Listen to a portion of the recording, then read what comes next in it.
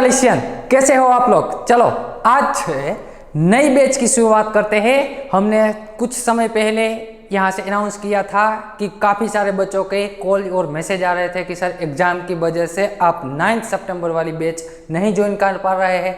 तो अब स्पेशली आप जो भी एग्ज़ाम या किसी और वजह से आप 9 सितंबर वाली बैच एग्ज़ाम ज्वाइन नहीं कर पाए थे, अब स्पेशली उन्हीं लोगों के लिए ये अरेंजमेंट किया गया है ताकि आपको 6 मंथ तक और वेट करना ना पड़े भैया। इसीलिए ये न्यू बैच का अरेंजमेंट किया है आप लोगों के लिए। तो अब आप ज्वाइन कर लीजिए। ये पूरा का पूरा बेसिक कॉन्सेप्ट से स्टार्ट होगा। आज हम यहाँ से शुरुआत करते हैं। ये पहला दिन डेमो लेक्चर्स रहेगा, जहाँ और आपको बहुत सारे डेमो लेक्चर्स यदि देखने हैं ना हर एक टॉपिक के, तो हमारे यूट्यूब चैनल पे जाके देख सकते हैं, वहाँ सारे लेक्चर्स अवेलेबल है ही। तो यहाँ आज हम एक इंटरेस्टिंग टॉपिक की बात करेंगे, इनऑर्गेनिक केमिस्ट्री की। कल से सारे जो लेक्चर्स और जो भी कैटालिस्ट फैमिलीज मेंबर है उसको सारी इन्फॉर्मेशन ग्रुप में मिलती रहेगी। क्लियर है? आपको सारी इन्फॉर्मेशन ग्रुप में मिली ही होगी, आप ये इंस्ट्रक्शन फॉलो करनी है आपको। वो दूसरी बात बता दूं, आज जो टॉपिक है ना भैया, वो हमने इनऑर्गेनिक केमिस्ट्री का टॉपिक पढ़ेंगे। उसमें एक इंटरेस्टिंग टॉपिक है, उसकी चर्चा करेंगे। दूसरी बात, आप ऐसा मत सोचना कि ये हम पुराने कॉन्सेप्ट चले जाएंगे। आपका पूरा का पूरा सिलेबस है ना टोटली बेसिक से स्टार्ट होगा। टोटली बेसिक से आपको पूरा का पूरा ऑर्गेनिक, इनऑर्गेनिक, फिजिकल सारे टॉपिक्स बेसिक के साथ स्टार्टिंग करेंगे। तो आज हम शुरुआत करते हैं इनऑर्गेनिक केमिस्ट्री। इनऑर्गेनिक केमिस्ट्री में मोलिकुलर ऑर्बिटल थियरी के नाम का एक टॉपिक है, उसके बारे में थोड़ी बहुत चर्चा करेंगे। चलो तो लगा देना है टाइटल। और आप सब लोगों का एक और बात बता दूं, कैटालिस्ट फैमिली मेंबर में आप अब कैटालिस्ट फैमिली मेंबर के सदस्य हो गए हैं, तो आपका भी मैं स्वागत करता हूं। चलो तो शुरुआत कर देते हैं। भगवान का नाम लेके टाइटल लगा दीजिए, श्री गणेशाय नमः। श्री गणेशाय नमः। भगवान को प्रार्थना करना भैया कि ये आपने जो 6 अक्टूबर से बैच स्टार्ट की है उसमें पूरे के पूरे डेडिकेशन के साथ मेहनत कीजिए 6 मंथ, ताकि आपकी जेआरएफ 6 मंथ में ही क्लियर हो जाए, गेट भी क्लियर हो जाए।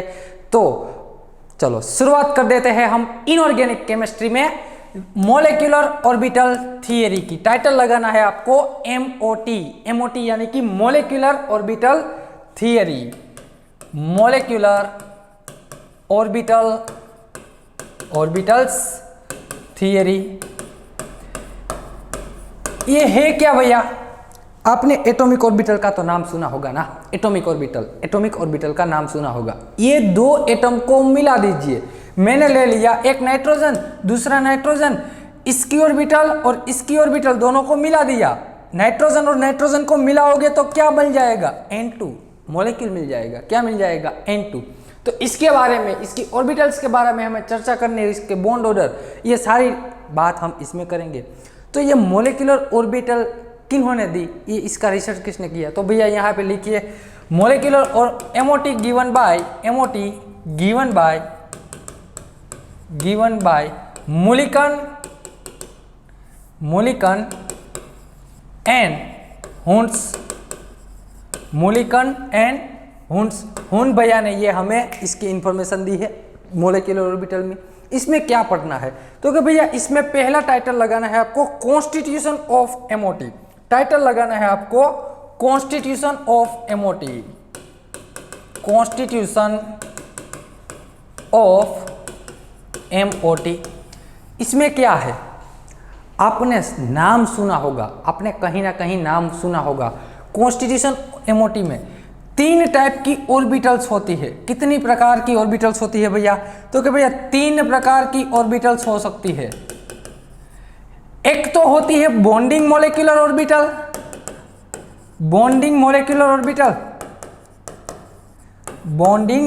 ऑर्बिटल्स, जिसे हम बीएमओ कहेंगे। क्या कहेंगे? बीएमओ, शॉर्ट फॉर्म इसका बीएमओ है। दूसरी आती है, आपने नाम सुना होगा anti bonding molecular orbital. Anti bonding molecular orbital. और लास्ट में आती है नॉन बॉन्डिंग मोलिकुलर ऑर्बिटल।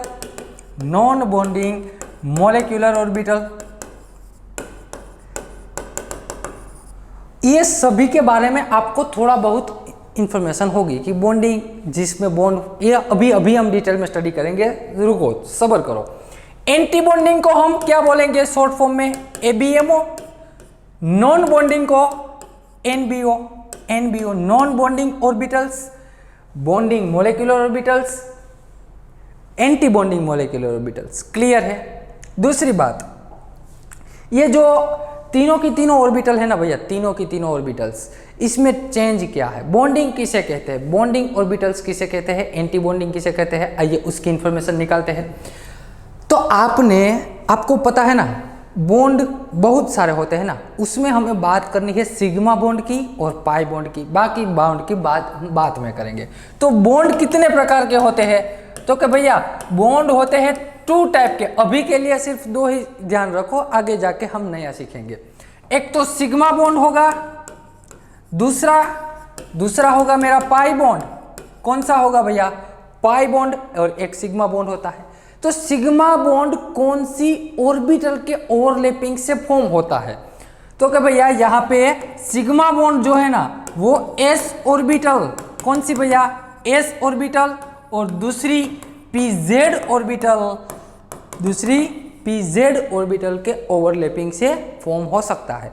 और पाई बॉन्ड तो कि भैया px ऑर्बिटल एंड यहाँ पे first one px and second है मेरी py ऑर्बिटल, ये दोनों के ओवरलैपिंग से पाई बॉन्ड बनेगा। तो कैसे ओवरलैपिंग होती है, आइए ओवरलैपिंग का एक पूरा का पूरा कॉन्सेप्ट है, वो आप हम बाद में देखेंगे, लेकिन यहाँ जितनी जरूरत है ना भैया उतना पहले देख लेते हैं। क्लियर है, इजी है, आपने कहीं ना कहीं पे पढ़ा होगा। पहले मैं बात करता हूँ सिग्मा बॉन्ड के बारे में। देखो सिग्मा बॉन्ड कैसे बनाया जाता है, समझना मेरी बात। एक बात और बता दूं भैया आपको, नोट में ये पूरी की पूरी और 400 पेजेस की बुक ही लेनी है, 400 पेजेस की बुक ही आपको शुरुआत से लिखनी है। क्यों भैया, क्योंकि यदि आपने ये 100 पेजेस वाली बुक ली ना तो बहुत सारी बुक हो जाएगी, इसीलिए कह रहा हूँ 400।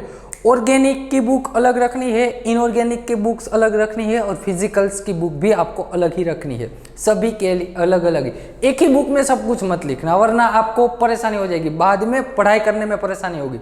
और ये बहुत सारी इतनी बुक है ना, ये 400 पेजेस की भी बहुत सारी बुक बनेगी। यदि आपने 100 पेजेस की ली ना तो उसकी यो तो अनगिनत हो जाएगी, इतना सिलेबस ये हम पढ़ेंगे, बराबर है। तो आपको शुरुआत से ही 400 पेजेस की बुक में ही लिखना है।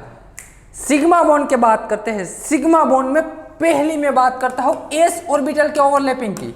किसकी बात, s ऑर्बिटल। s ऑर्बिटल है, होती कैसी है आप पढ़ेंगे आगे, सब कुछ हम देखेंगे। s ऑर्बिटल है ना भैया, वो स्फीयरिकल होती है। कैसी होती है, स्फीयरिकल। हमारी पृथ्वी कैसी है, हमारा अर्थ पूरा का पूरा स्फीयरिकल है ना, यानी कि गोड़ा जो जिसे हम गोला कह सकते हैं, ये स्फीयरिकल है। ये पॉजिटिव एस ऑर्बिटल है। कौन सी है भैया, पॉजिटिव एस ऑर्बिटल। और इसका ओवरलैपिंग यदि मैं दूसरी पॉजिटिव एस ऑर्बिटल के साथ करवाऊं, ये भी पॉजिटिव एस ऑर्बिटल ही है, पॉजिटिव एस ऑर्बिटल ही है। तो याद रखना भैया, याद रखना आप कि पॉजिटिव और पॉजिटिव का ओवरलैपिंग हो सकता है, लेकिन positive negative, in short positive का ओवरलैपिंग होगा, नेगेटिव का ओवरलैपिंग होगा। पॉजिटिव नेगेटिव का ओवरलैपिंग नहीं करवाना है, वो ओवरलैपिंग पॉसिबल नहीं है। तो यहाँ पे इतना ही याद रखो कि यदि सेम साइन आ जाए ना, सेम साइन आ जाए तब ओवरलैपिंग होगा। यहाँ पे सेम साइन है, दोनों यस पॉजिटिव, तो ओवरलैपिंग होगा। ये दोनों एक दूसरे के साथ ओवरलैप कर जाएगी भैया, ये दोनों देखो, ये दोनों एक दूसरे के साथ ओवरलैप कर गई। यहाँ पे मुझे ये जो मिला है ना, ये दोनों एक दूसरे के साथ ओवरलैप कर गई, इसे हम बोलेंगे ओवरलैपिंग जोन। ओवरलैपिंग जोन कितने आ गए भैया, ओवरलैपिंग जोन आ गए मेरा 1, तो ये बॉन्ड होगा सिग्मा बॉन्ड। ये कौन सा बॉन्ड फॉर्मेशन हुआ है, सिग्मा बॉन्ड ना। तो अब ये जो दोनों एक दूसरे के साथ ओवरलैप कर गई है, उस ऑर्बिटल को नाम आपको देना है sigma bonding molecular orbital. Overlap हो रहा है ना भैया, ओवरलैप, तब आपको सिग्मा बॉन्डिंग मोलेक्युलर ऑर्बिटल बताना है। और यहाँ पे याद रखना, सिर्फ अभी के लिए याद रख लो, बाद में आपको पता सब कुछ पता चल जाएगा। ये है सेंटर ऑफ सिमेट्री आई, इसमें क्या है, प्रेजेंट है। आपने बीएससी और एमएससी में आता ही होगा, सिमेट्री का कॉन्सेप्ट आता ही होगा। वहाँ सेंटर ऑफ सिमेट्री आई, हमारा centre of symmetry symmetry elements है, उसके बारे में आपको थोड़ी बहुत जानकारी होगी। तो यहाँ पे सेंटर ऑफ सिमेट्री आई क्या है भैया, प्रेजेंट है। और यदि कोई भी कंपाउंड, मोलेक्यूल, आयन, ऑर्बिटल कोई भी ले लीजिए, यदि उसमें centre of symmetry i present है ना, तो उसको हम बोलेंगे जिराड। क्या बोलते हैं उसे, हम जिराड बोलते हैं। तो ये सिग्मा बॉन्डिंग मोलेकुलर जो ऑर्बिटल है वो कौन सी होती है, जिराड होती है, वो ऑर्बिटल होती है हमारी जिराड ऑर्बिटल। क्लियर है। ये बॉन्ड तो फॉर्म हो गया भैया, ये ओवरलैपिंग हुआ ना, बॉन्ड फॉर्मेशन हुआ। यदि बॉन्ड फॉर्मेशन हुआ है ना, तो ऐसी ओवरलैपिंग को आप बोलेंगे constructive overlapping. Constructive overlapping, construction हुआ है ना, नया कंस्ट्रक्शन। यदि कोई इमारत बन रही है तो आप इसे क्या कहेंगे, कंस्ट्रक्शन हो रहा है। तो ये ओवरलैपिंग होके बॉन्डिंग मोलेकुलर ऑर्बिटल फॉर्म हो गई। यदि मोलेकुलर ऑर्बिटल फॉर्म होती है, इन शॉर्ट ओवरलैपिंग होता है, तो ऐसे ओवरलैपिंग को हम कंस्ट्रक्शन ओवरलैपिंग कहेंगे। क्या कहेंगे भैया, कंस्ट्रक्शन ओवरलैपिंग कहेंगे। क्लियर है इतनी बात। तो इतना एक काम कीजिए, वीडियो स्टॉप करके लिख लीजिए। अब हमें बात करनी है, ये थोड़ा बहुत ओवरलैपिंग का यहाँ समझा देता हूँ, बाद में आपको पूरा का पूरा ये इसका पूरा कॉन्सेप्ट है वो डिटेल में स्टडी करेंगे। एस ऑर्बिटल, यहाँ पे देखो एक पॉजिटिव ये भी पॉजिटिव, दोनों का ओवरलैपिंग पॉसिबल है, तो दोनों का ओवरलैपिंग हमने करवाया। क्लियर है। अब मैं बात करता हूँ दूसरी बात करता हूँ सेकंड नंबर की। ये मैंने ले ली पॉजिटिव एस ऑर्बिटल, दूसरी मैंने ले ली नेगेटिव एस ऑर्बिटल। एक पॉजिटिव है एक नेगेटिव है, क्या ओवरलैपिंग होगा। आपको इतना ही याद रखना है क्या, कि भैया दोनों सेम साइन वाली ऑर्बिटल का ओवरलैपिंग होता है, ऑपोजिट साइन वाली ऑर्बिटल्स का ओवरलैपिंग नहीं होता। तो क्या होता है, तो भैया इसमें जानते हैं आप, नोड जनरेट हो जाता है। ये देखो पॉजिटिव एस ऑर्बिटल, ये दूसरी नेगेटिव एस ऑर्बिटल, दोनों पहले तो ओवरलैपिंग करवाने एक दूसरे के पास आई, लेकिन अब दोनों नजदीक आ गई ना, तब पता चला हम दोनों तो डिफरेंट है। ये पॉजिटिव है दूसरी नेगेटिव है, तो बीच में नोड जनरेट हो गया भैया। बीच में क्या हो गया, नोड जनरेट हो गया। इसे हम बोलते हैं नोड। इन शॉर्ट यहाँ पे ओवरलैपिंग एक दूसरे के साथ नहीं हुआ है, ओवरलैपिंग नहीं हुआ है, लेकिन प्रॉपरली ओवरलैपिंग नहीं हुआ है। बीच में क्या हो गया, नोड जनरेट हो गया। नोड किसे कहते हैं, ये नोड एक नई चीज आ गई ना आपके सामने, जहां इलेक्ट्रॉन मिलने की संभावना जीरो हो या तो नियर टू जीरो हो, उसे हम नोड कहेंगे भैया। क्या कहेंगे, जहां इलेक्ट्रॉन मिलने की संभावना जीरो या तो नियर टू जीरो, उसे हम नोड कहेंगे। तो यहाँ पे नोड है, यहाँ नोड जनरेट हो गई है ना, तो ये मेरी हो गई। देखो ये बात एस ऑर्बिटल की थी ना, ये भी एस ऑर्बिटल। तो यहाँ यदि ओवरलैपिंग हो या ना हो या नोड जनरेट हो जाए, लेकिन ये ऑर्बिटल का नाम तो सिग्मा ही रहेगा ना। क्या रहेगा, सिग्मा। यदि ओवरलैपिंग होगा तो आप क्या कहोगे, बॉन्डिंग मोलेकुलर ऑर्बिटल। यहाँ पे ओवरलैपिंग नहीं हुआ, नोड जनरेट हो गया, तो आप इसे कहेंगे anti bonding molecular orbital.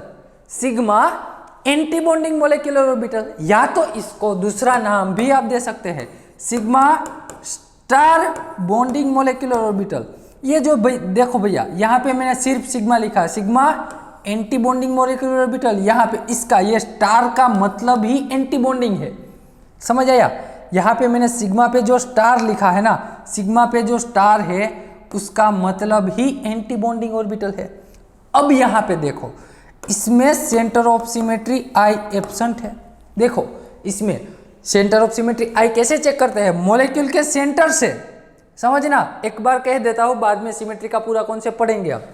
Centre of symmetry आई किसे चेक करते हैं, मॉलिक्यूल के सेंटर से इक्वल डिस्टेंस जाना है आपको।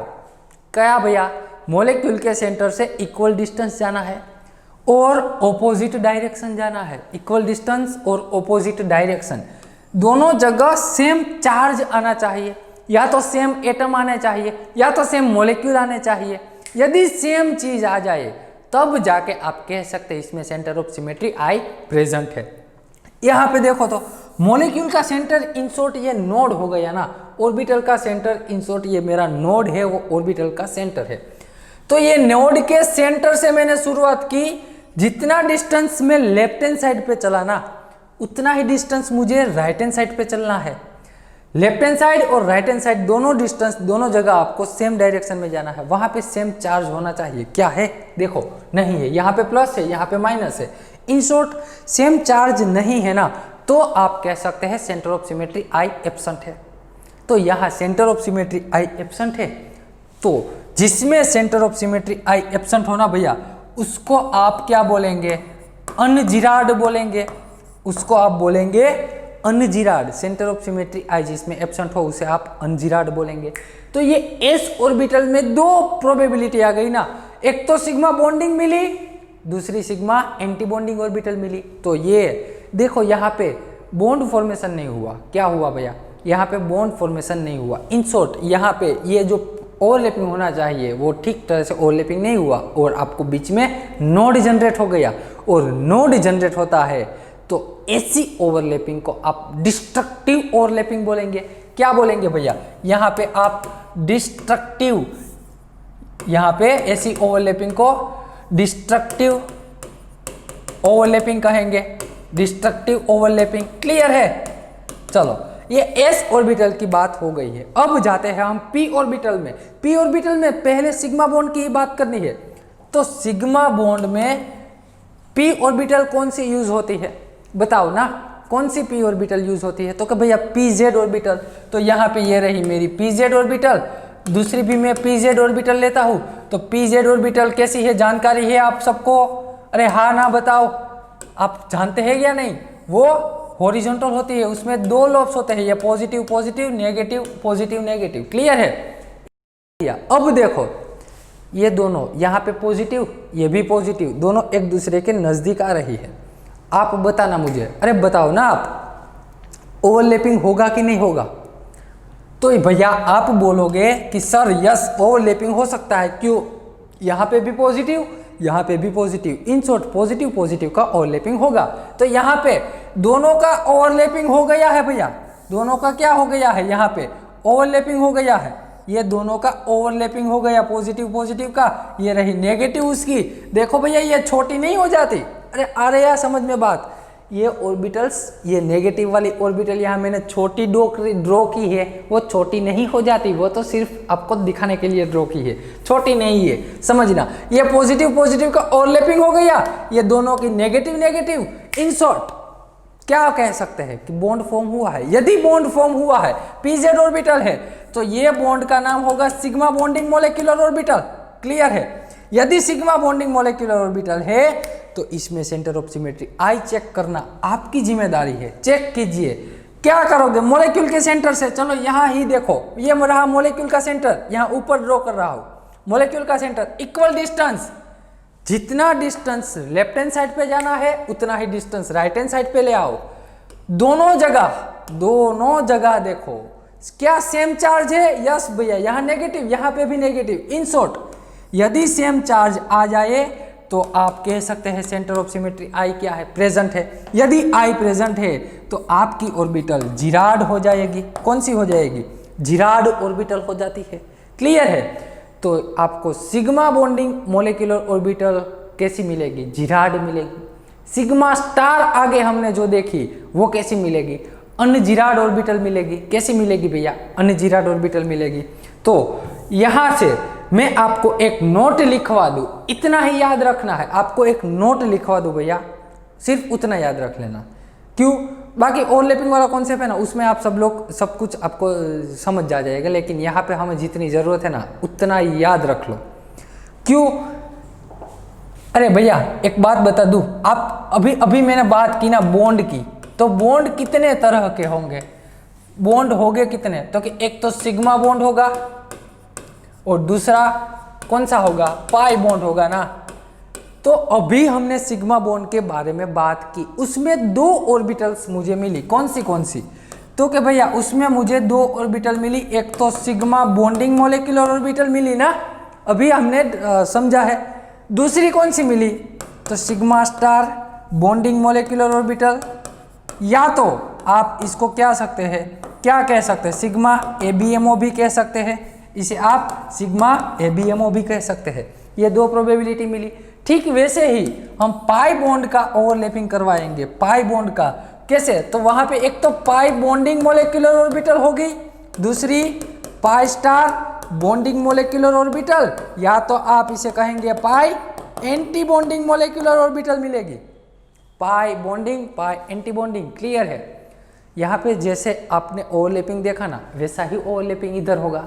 अब दूसरी बात बता दूं, दूसरी बात यहाँ पे मुझे लिखवाओ, आप सब लोग अभी लिखवाओ। आपने अभी नोट में लिखा होगा ना क्या, कि जो सिग्मा बॉन्डिंग मोलिकुलर ऑर्बिटल है उसमें centre of symmetry i present है, इसलिए वो जिराड है। वो ऑर्बिटल कौन सी है? जिराड ऑर्बिटल है। Sigma star centre of symmetry i absent आएगी। ओवरलैपिंग हो जाने के बाद देखना है भैया, ओवरलैपिंग हो जाने के बाद। तो यहाँ पे आपको वो ऑर्बिटल अनजिराड मिल जाएगी, यस और नो? वो ऑर्बिटल्स आपको अनजिराड मिल जाएगी। ठीक वैसे ही अभी हम पाई बॉन्डिंग का देखेंगे। पाई बॉन्डिंग ऑर्बिटल है ना, उसमें centre of symmetry i absent है, तो ये कौन सी रहेगी? अनजिराड ऑर्बिटल रहेगी ना। कौन सी रहेगी भैया? अनजिराड। Pi bonding pi star ABMO, तो वो रहेगी जिराड, उसमें centre of symmetry i present आती है। कैसे आती है आइए देखते हैं। इसमें centre of symmetry i absent क्यों है, इसमें प्रेजेंट क्यों है, उसके बारे में हम स्टडी करते हैं। आओ इधर आओ, टाइटल लगा देना है आपको पाई बॉन्ड। टाइटल लगा दीजिए पाई बॉन्ड। सिग्मा बॉन्ड की बात तो हो गई ना भैया, सिग्मा बॉन्डिंग मोलिकुलर ऑर्बिटल कैसे आती है बताओ ना। अरे बताओ, जिराड या अनजिराड? अरे रट्टा लगाना, आपके हीमोग्लोबिन में घुस जाना चाहिए ना। अब तो समझ आ गया है, सिंपल सी बात है, कुछ डिफिकल्ट है नहीं। पाई बॉन्ड, पाई बॉन्ड कौन सी ऑर्बिटल से ओवरलैप होगा? px ऑर्बिटल के साथ। px ऑर्बिटल के ओवरलैपिंग से पाई बॉन्ड फॉर्म होता है। कैसे? तो कि भैया ये रही मेरी p ऑर्बिटल, px ये पॉजिटिव नेगेटिव, ये मेरी दूसरी px ऑर्बिटल पॉजिटिव नेगेटिव। अब देखो वहाँ जो ओवरलैपिंग हो रहा था ना, वहाँ सर से सर टकरा रहे थे। वो हिंदी फिल्मों में होता है ना, सर से वो हमारे बॉलीवुड के जो हीरो और हीरोइन से वो एक दूसरे के साथ लड़ते हैं। हीरो विलेन के साथ लड़ता है, तब क्या करता है? ऐसे सर लगा के लड़ता है ना। लेकिन अब यहाँ पे जो ओवरलैपिंग होगा ना, वो फेस टू फेस। वहाँ पे देखो ऐसा ओवरलैपिंग हो रहा था ना, इसको हम बोलेंगे हेड। इसे हम क्या बोलेंगे? हेड, यानी कि सर। ये भी क्या है? Head. Head to head overlapping हो रहा था। एस ऑर्बिटल और PZ ऑर्बिटल, ये दोनों में हेड टू हेड ओवरलैपिंग हो रहा था।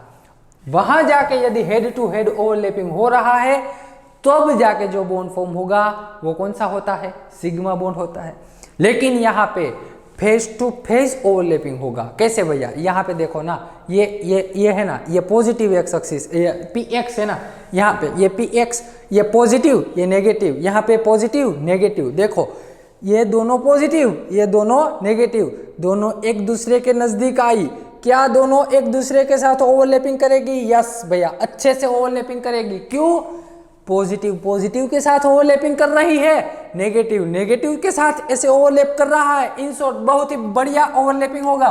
तो ये ओवरलैपिंग कुछ ऐसा होगा। देखो ये पॉजिटिव, अरे ये मेरे पॉजिटिव एक्सिस, ये भी पॉजिटिव एक्सिस। इन शॉर्ट यहाँ देखो आपको ये दो ओवरलैपिंग जोन मिल गए। कितने मिले भैया? दो। एक ऊपर मिला पॉजिटिव पॉजिटिव बीच के ओवरलैपिंग का, नेगेटिव नेगेटिव का ओवरलैपिंग जोन मुझे इधर मिला, नेगेटिव नेगेटिव का ओवरलैपिंग जोन। इन शॉर्ट आपको यहाँ दो ओवरलैपिंग जोन मिले ना। यदि ओवरलैपिंग जोन दो है, तब जाके जो ये बॉन्डिंग फॉर्म हुआ है वो पाई बॉन्ड बन जाएगा। Pi bond, pi bonding molecular orbital कहेंगे। क्या कहेंगे भैया? ओवरलैपिंग जोन मुझे मिल गए दो साइड से। इन शॉर्ट दो फेस वो एक दूसरे के साथ ओवरलैपिंग कर रही है, दो ओवरलैपिंग जोन मिले, अच्छे से ओवरलैपिंग हुआ है, तो बीच में नोड जनरेट नहीं हुआ है, तब जाके इसे हम कहेंगे पाई बॉन्डिंग मोलिकुलर ऑर्बिटल। क्या कहेंगे? Pi bonding molecular orbital. इसमें सेंटर ऑफ सिमेट्री क्या है? आई भैया एब्सेंट। क्यों? चेक करो तो इधर देखो तो मॉलिक्यूल का सेंटर इक्वल डिस्टेंस, चलो जितना डिस्टेंस लेफ्ट साइड जाना है उतना ही distance right side, same distance पे आ गए। अब ऑपोजिट डायरेक्शन में जाना है, यहाँ पे नीचे आओ।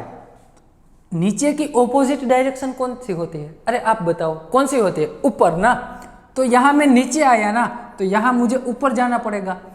इक्वल डिस्टेंस हो गया, ऑपोजिट डायरेक्शन भी हो गई।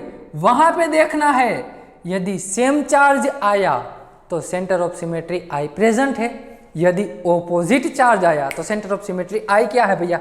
एब्सेंट है। यहाँ पे एक नेगेटिव है एक पॉजिटिव है, इन शॉर्ट ऑपोजिट चार्ज आया ना, यदि ऑपोजिट चार्ज आया तो centre of symmetry i absent, तो इसे हम अनजिराड ऑर्बिटल कहेंगे। कौन सी कहेंगे? उसे हम अनजिराड ऑर्बिटल कहते हैं। क्लियर है इतनी बात? यस और नो? अरे समझ गए कि नहीं समझे? इसका रिप्रेजेंटेशन यदि आप इसका किसका भैया, ये ऑर्बिटल्स के ओवरलैपिंग का रिप्रेजेंटेशन ऐसे भी दिखा सकते हो। देखो अलग अलग रेफरेंस बुक में उसका रिप्रेजेंटेशन अलग अलग आपको दिया मिलेगा। ये मेरी पॉजिटिव, ये नेगेटिव। देखो ये एस पी एक्स, ये क्या है भैया? पी एक्स एक पॉजिटिव है, एक क्या है? नेगेटिव है। यहाँ पे दूसरी, ये पॉजिटिव और नेगेटिव, ये क्या है? पॉजिटिव और ये नेगेटिव। इन शॉर्ट यहाँ पॉजिटिव पॉजिटिव का ओवरलैपिंग हुआ, नेगेटिव नेगेटिव का ओवरलैपिंग हुआ। अलग अलग रेफरेंस बुक में अलग अलग रिप्रेजेंटेशन दिए जाते हैं। क्लियर है इतनी बात? तो ये आपका पी बॉन्ड की बात हो गई, अरे सॉरी पाई बॉन्ड की बात हो गई। उसमें पाई बॉन्ड में क्या है भैया? पाई बॉन्ड में है क्या? तो क्या देखो पाई बॉन्ड में यहाँ पे बॉन्ड फॉर्म हुआ है। बॉन्ड फॉर्म यदि हुआ है ना तो उसको आप पाई बॉन्डिंग मॉलिक्यूलर ऑर्बिटल बोलेंगे, और पाई बॉन्डिंग मॉलिक्यूलर ऑर्बिटल में centre of symmetry i absent है तो उसे अनजिराड कहेंगे।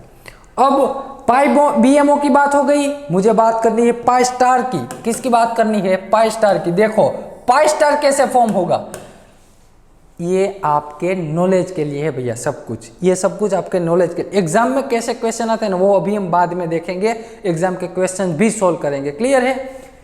दिसंबर 19 में एग्जाम में क्वेश्चन पूछा था यहाँ एमओटी में से, तो ऐसे क्वेश्चन सोल्व कैसे करें वो सारे बात हम यहाँ पर करेंगे।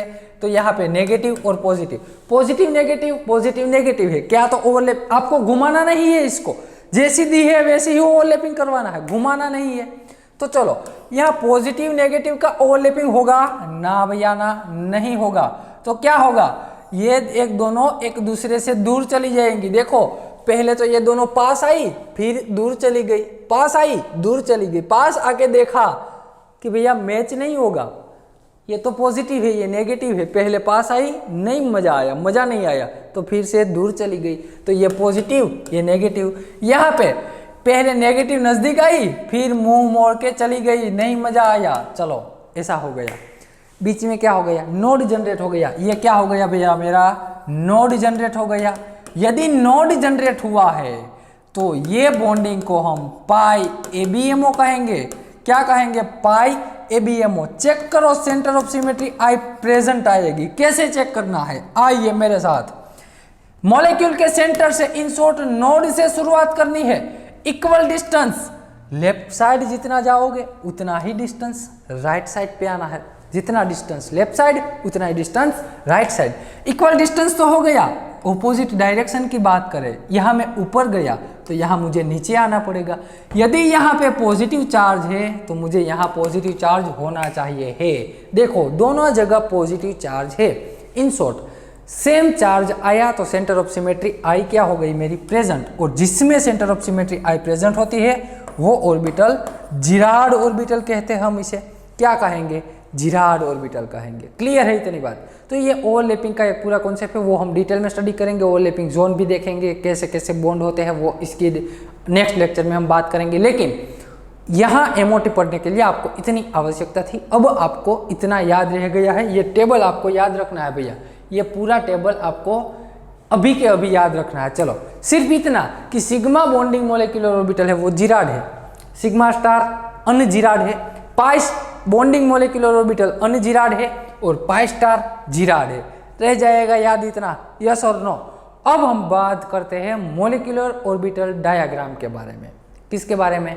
मॉलिक्यूलर ऑर्बिटल डायग्राम्स के बारे में। तो टाइटल लगा देना है आपको मॉलिक्यूलर एमओ डायग्राम। टाइटल लगा दीजिए MO डायग्राम, टाइटल लगाना है आपको MO diagrams, molecular orbitals diagram.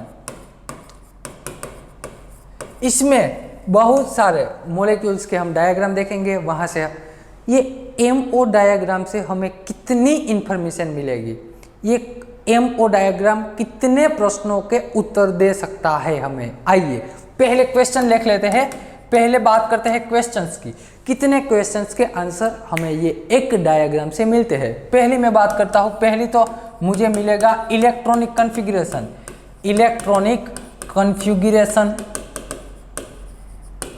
Molecules की इलेक्ट्रॉनिक कॉन्फ़िगरेशन मिल सकती है। दूसरी मुझे बात करनी है होमो ऑर्बिटल के बारे में। होमो यानी क्या होता है भैया? होमो यानी मेरा होता है highest occupied molecular orbital, highest occupied molecular orbital, highest occupied molecular orbital कहते हैं, मोलिकुलर ऑर्बिटल्स। दूसरी बात यहाँ ही करनी है, ल्यूमो, ल्यूमो कैसे कहते हैं? Lowest unoccupied, lowest unoccupied molecular orbital,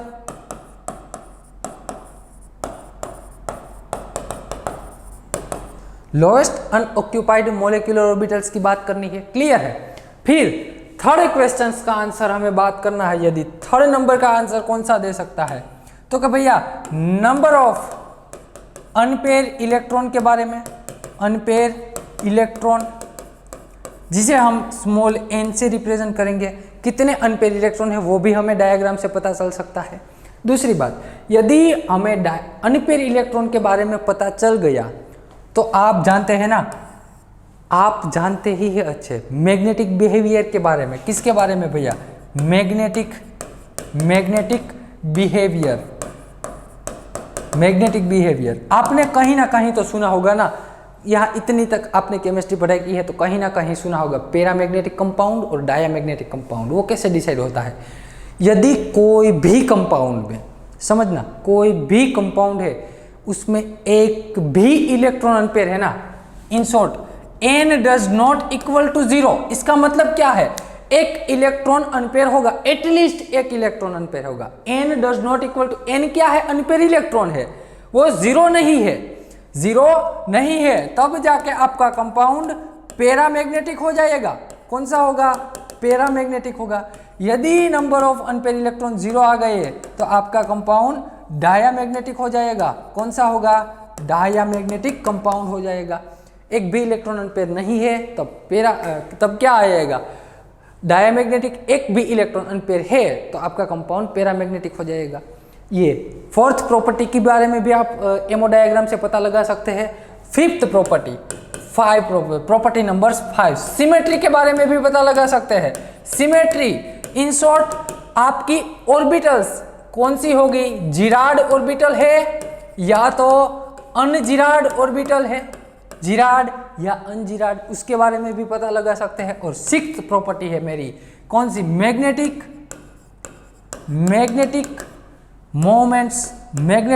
moment, जिसे हम म्यू एस से रिप्रेजेंट करते हैं, जिसका फॉर्मूला n+2bm है, n+2bm है।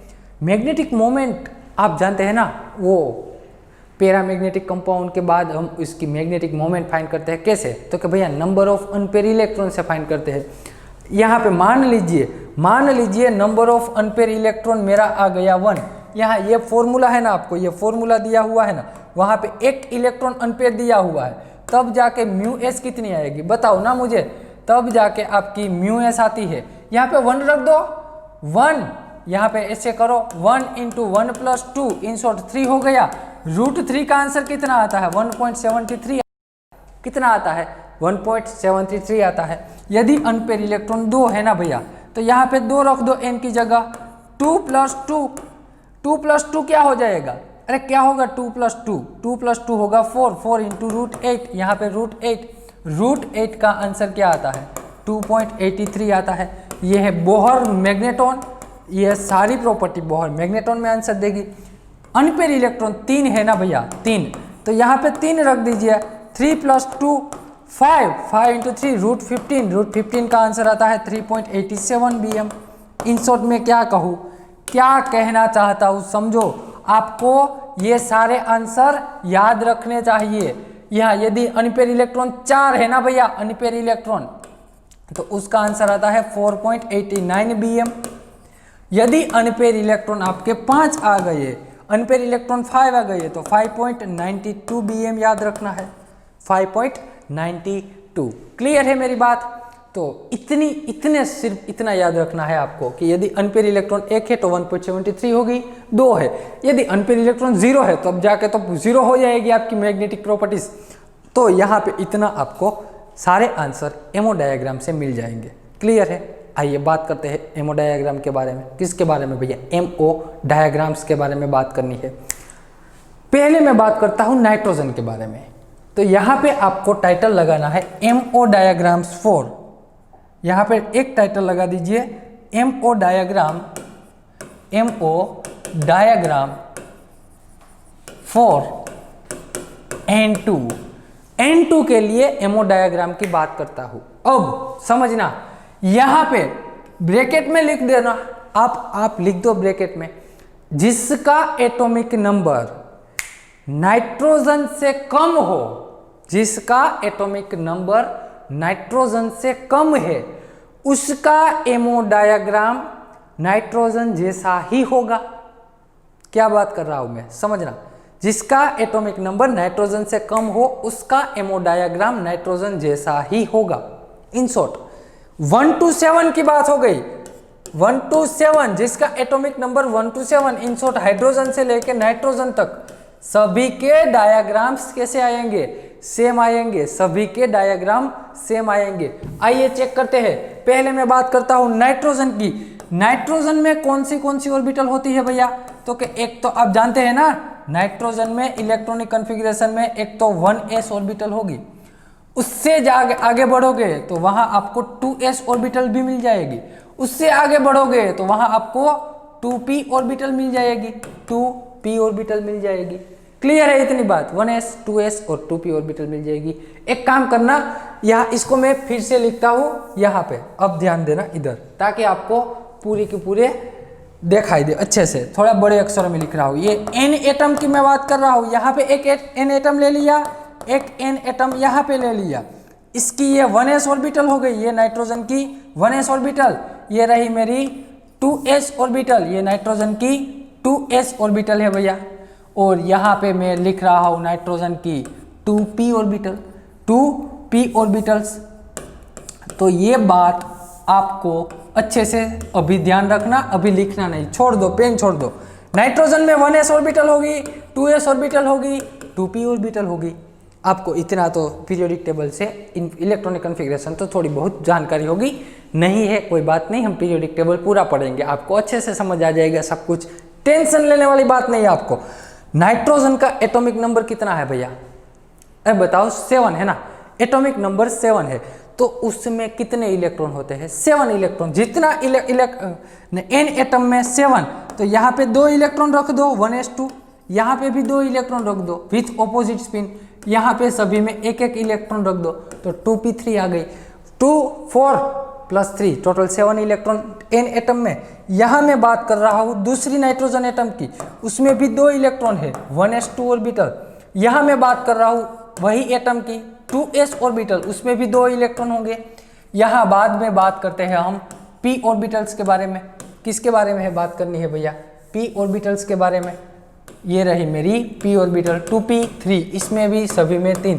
इन शॉर्ट ये एक नाइट्रोजन एटम, ये एक नाइट्रोजन एटम, दोनों को इसे हम कहते हैं एटॉमिक ऑर्बिटल। क्या एटम की है ना ऑर्बिटल्स, ये ऑर्बिटल, ये ऑर्बिटल, ये ऑर्बिटल एटम की ऑर्बिटल है, तो इसे हम क्या कहते हैं? Atomic orbital. ये भी क्या हो गई? Atomic orbital. अब मैं क्या कर रहा हूँ?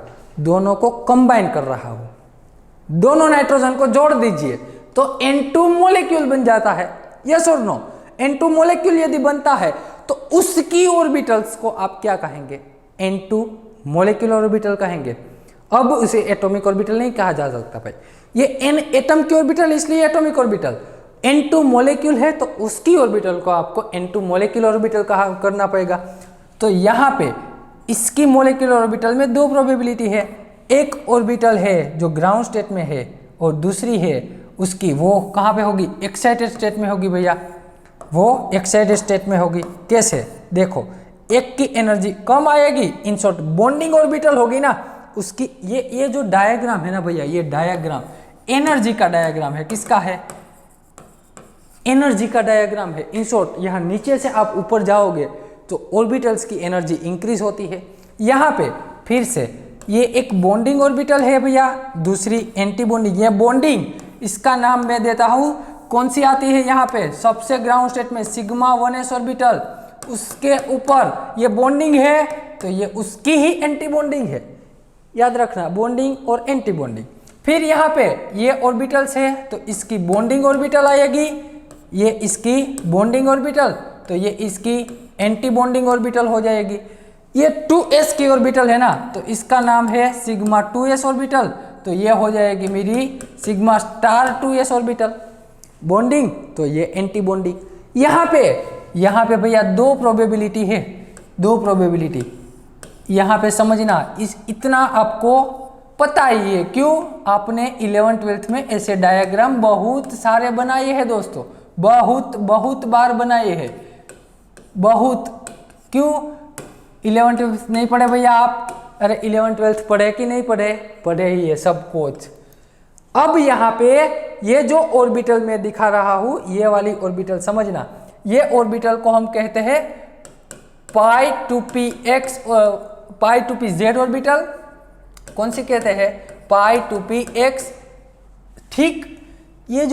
ये पाई टू पी एक्स और ये ऑर्बिटल है ना मेरी, ये pi two P Y orbital है। कौन सी है? ये pi two p x, pi two P Y orbital है। कहाँ से आई? तो भैया ये पी ऑर्बिटल में आप जानते हैं एक पी एक्स होगी, एक पी वाई होगी, एक पी जेड होगी। यहाँ पे भी एक पी एक्स, पी वाई और पी जेड। तो आप जानते हैं ना पी एक्स और P Y orbital pi bond form करती है ना, हमने आगे देख लिया है। और पी जेड ऑर्बिटल क्या फॉर्म करती है? सिग्मा बॉन्ड फॉर्म करती है। तो इससे ऊपर आएगी ये जो ऑर्बिटल है वो मेरी सिग्मा, ये ऑर्बिटल कौन सी है? Sigma 2pz।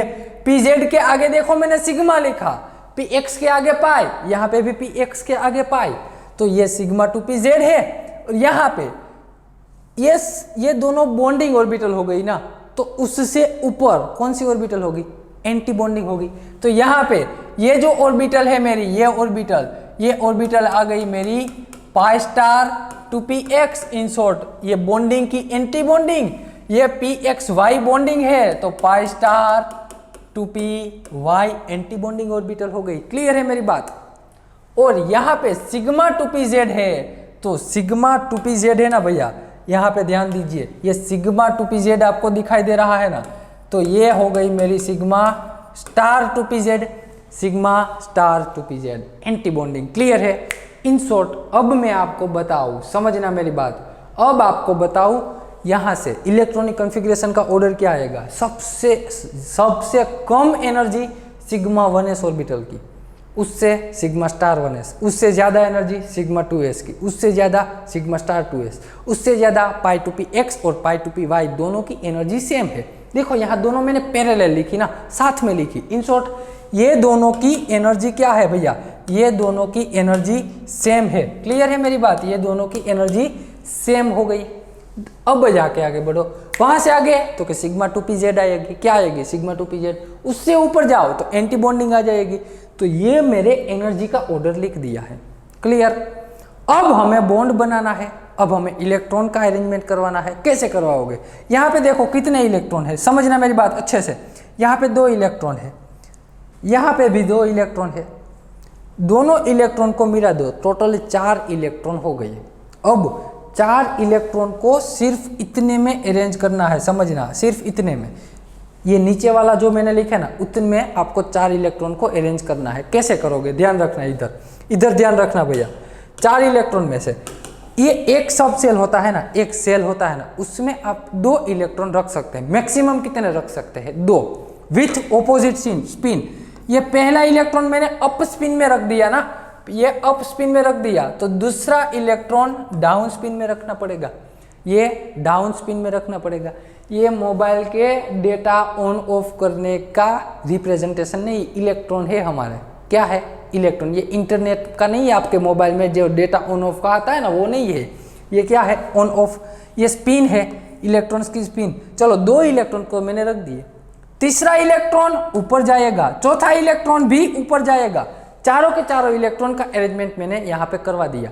ये सिग्मा 1s2, अरे 1s2 की बात हो गई। सिग्मा 1s2 कितने आए? 2। सिग्मा स्टार में भी 2 इलेक्ट्रॉन आ गए, तो sigma 1s2, sigma star 1s2। आगे बढ़ो, यहाँ पे भी 2, यहाँ पे भी 2, यहाँ पे 2 इलेक्ट्रॉन रख दो, फिर भी 2 बचे, कोई बात नहीं, ऊपर जाने दो। सिग्मा 2s में भी 2 आ गए, सिग्मा स्टार 2s में भी 2 इलेक्ट्रॉन आ गए। क्लियर है इतनी बात? अब आगे बढ़ो, यहाँ पे टोटल 3, यहाँ पे भी 3 इलेक्ट्रॉन है। 3 और 3 मिला दो तो हो जाते हैं 6 इलेक्ट्रॉन। 6 का अरेंजमेंट कैसे करेंगे? पहले ध्यान से देखना, एक इलेक्ट्रॉन इधर आया, किस में आया? पाई टू पी एक्स में। दूसरा electron pi two P Y में आएगा। क्यों? क्योंकि दोनों की एनर्जी सेम है भैया, दोनों की एनर्जी सेम है। तो ये दोनों की एनर्जी सेम है, तो पहले एक एक इलेक्ट्रॉन आ गया, बाद में दूसरा इलेक्ट्रॉन फिर उसी में आएगा ऑपोजिट स्पिन के साथ।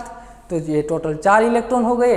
अभी भी 2 बचे हैं भैया, टोटल तो 6 है, हमने तो 4 का अरेंजमेंट करवाया, अभी भी 2 बचे हैं।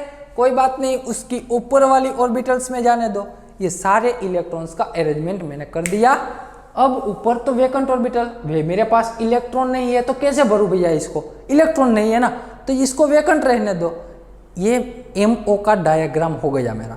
किसका हो गया भैया? MO का डायग्राम हो गया। फिर से समझा दूं, फिर से। पहले तो N एटम की इलेक्ट्रॉनिक कॉन्फ़िगरेशन लिखो, दूसरी साइड भी N एटम की इलेक्ट्रॉनिक कॉन्फ़िगरेशन लिखो। इलेक्ट्रॉनिक कॉन्फ़िगरेशन लिखोगे तो आपको इलेक्ट्रॉन का पता चल जाएगा। अब दोनों एटम को साथ में कर दो, साथ में करोगे तो ये N2 डायग्राम हो जाएगा, N2 का डायग्राम हो जाएगा। N2 मोलिकुलर ऑर्बिटल कहते हैं इसे। अब इसमें नीचे से ऊपर जाते हैं तो एनर्जी इंक्रीज होती है। यहाँ पे सबसे लोवेस्ट एनर्जी किसकी है? सिग्मा 1s की है। सबसे हाईएस्ट एनर्जी सिग्मा 2pz की है। इतने डायग्राम में सिग्मा स्टार 2pz की है। क्लियर है? आगे बहुत सारी ऑर्बिटल्स होगी। तो ये मेरे N2 का डायग्राम हो गया। अब मैं क्या कहता हूँ, समझना मेरी बात। अब मैं क्या कहता हूँ, मुझे यहाँ से सारे के सारे क्वेश्चंस चाहिए, सारे क्वेश्चंस के आंसर चाहिए। एक काम कीजिए ना, पहले तो ये डायग्राम है ना, डायग्राम पूरा का पूरा डायग्राम आप आपकी नोट्स में अभी के अभी लिख लीजिए, ताकि मैं इसको जूम इन कर दूंगा, क्योंकि हमें बोर्ड चाहिए ना भैया, आपको समझाने के लिए बोर्ड की जरूरत होगी। इतना लिख लीजिए। चलो लिख लिया। अब मैं क्या करता हूँ, सारे इलेक्ट्रॉन्स के हमें लिखने हैं ना, हमें लिखने हैं। पहली आंसर इलेक्ट्रॉनिक कॉन्फ़िगरेशन का आंसर लिखाओगे कि या मैं लिखाऊं? चलो एक बार मैं लिखाता हूं, बाद में आप लिखाना। पहले सबसे ग्राउंड स्टेट कौन सा है? तो कि सिग्मा 1s, उसमें 2 इलेक्ट्रॉन। उससे आगे इन शॉर्ट ये एनर्जी ऑर्डर लिख रहा हूं, इलेक्ट्रॉनिक कॉन्फ़िगरेशन का एनर्जी ऑर्डर लिख रहा हूं। तो सब सिग्मा 1s, बाद में आता है मेरा सिग्मा स्टार 1s2। ये 2 क्या, ऊपर जो मैंने 2 लिखा वो इलेक्ट्रॉन रिप्रेजेंट करता है। क्या करता है? इलेक्ट्रॉन रिप्रेजेंट करता है। सिग्मा स्टार 1s2, ये आ गया मेरा सिग्मा 2s2। बाद में आएगा सिग्मा स्टार 2s2। फिर आता है मेरा कौन सा आता है? Pi two p x is equal to pi two P y. ये दोनों में 2 इलेक्ट्रॉन है। फिर आता है मेरा सिग्मा 2pz, इसमें भी 2 इलेक्ट्रॉन है। फिर तो यहाँ इलेक्ट्रॉन ही नहीं है। अब देखो कैलकुलेट कैसे करें, हम सही है या गलत है उसका चेक कैसे करें। एक नाइट्रोजन एटम में कितने इलेक्ट्रॉन है? 7। इन शॉर्ट 2 नाइट्रोजन एटम लोगे तो टोटल 14 इलेक्ट्रॉन हो जाएंगे ना। चेक कर लो। तो यहाँ पे 2 + 2 4 + 2 6 + 2 8 10 12 14। चलो 14 के 14 इलेक्ट्रॉन का अरेंजमेंट हो गया। पहले क्वेश्चन का आंसर मिल गया।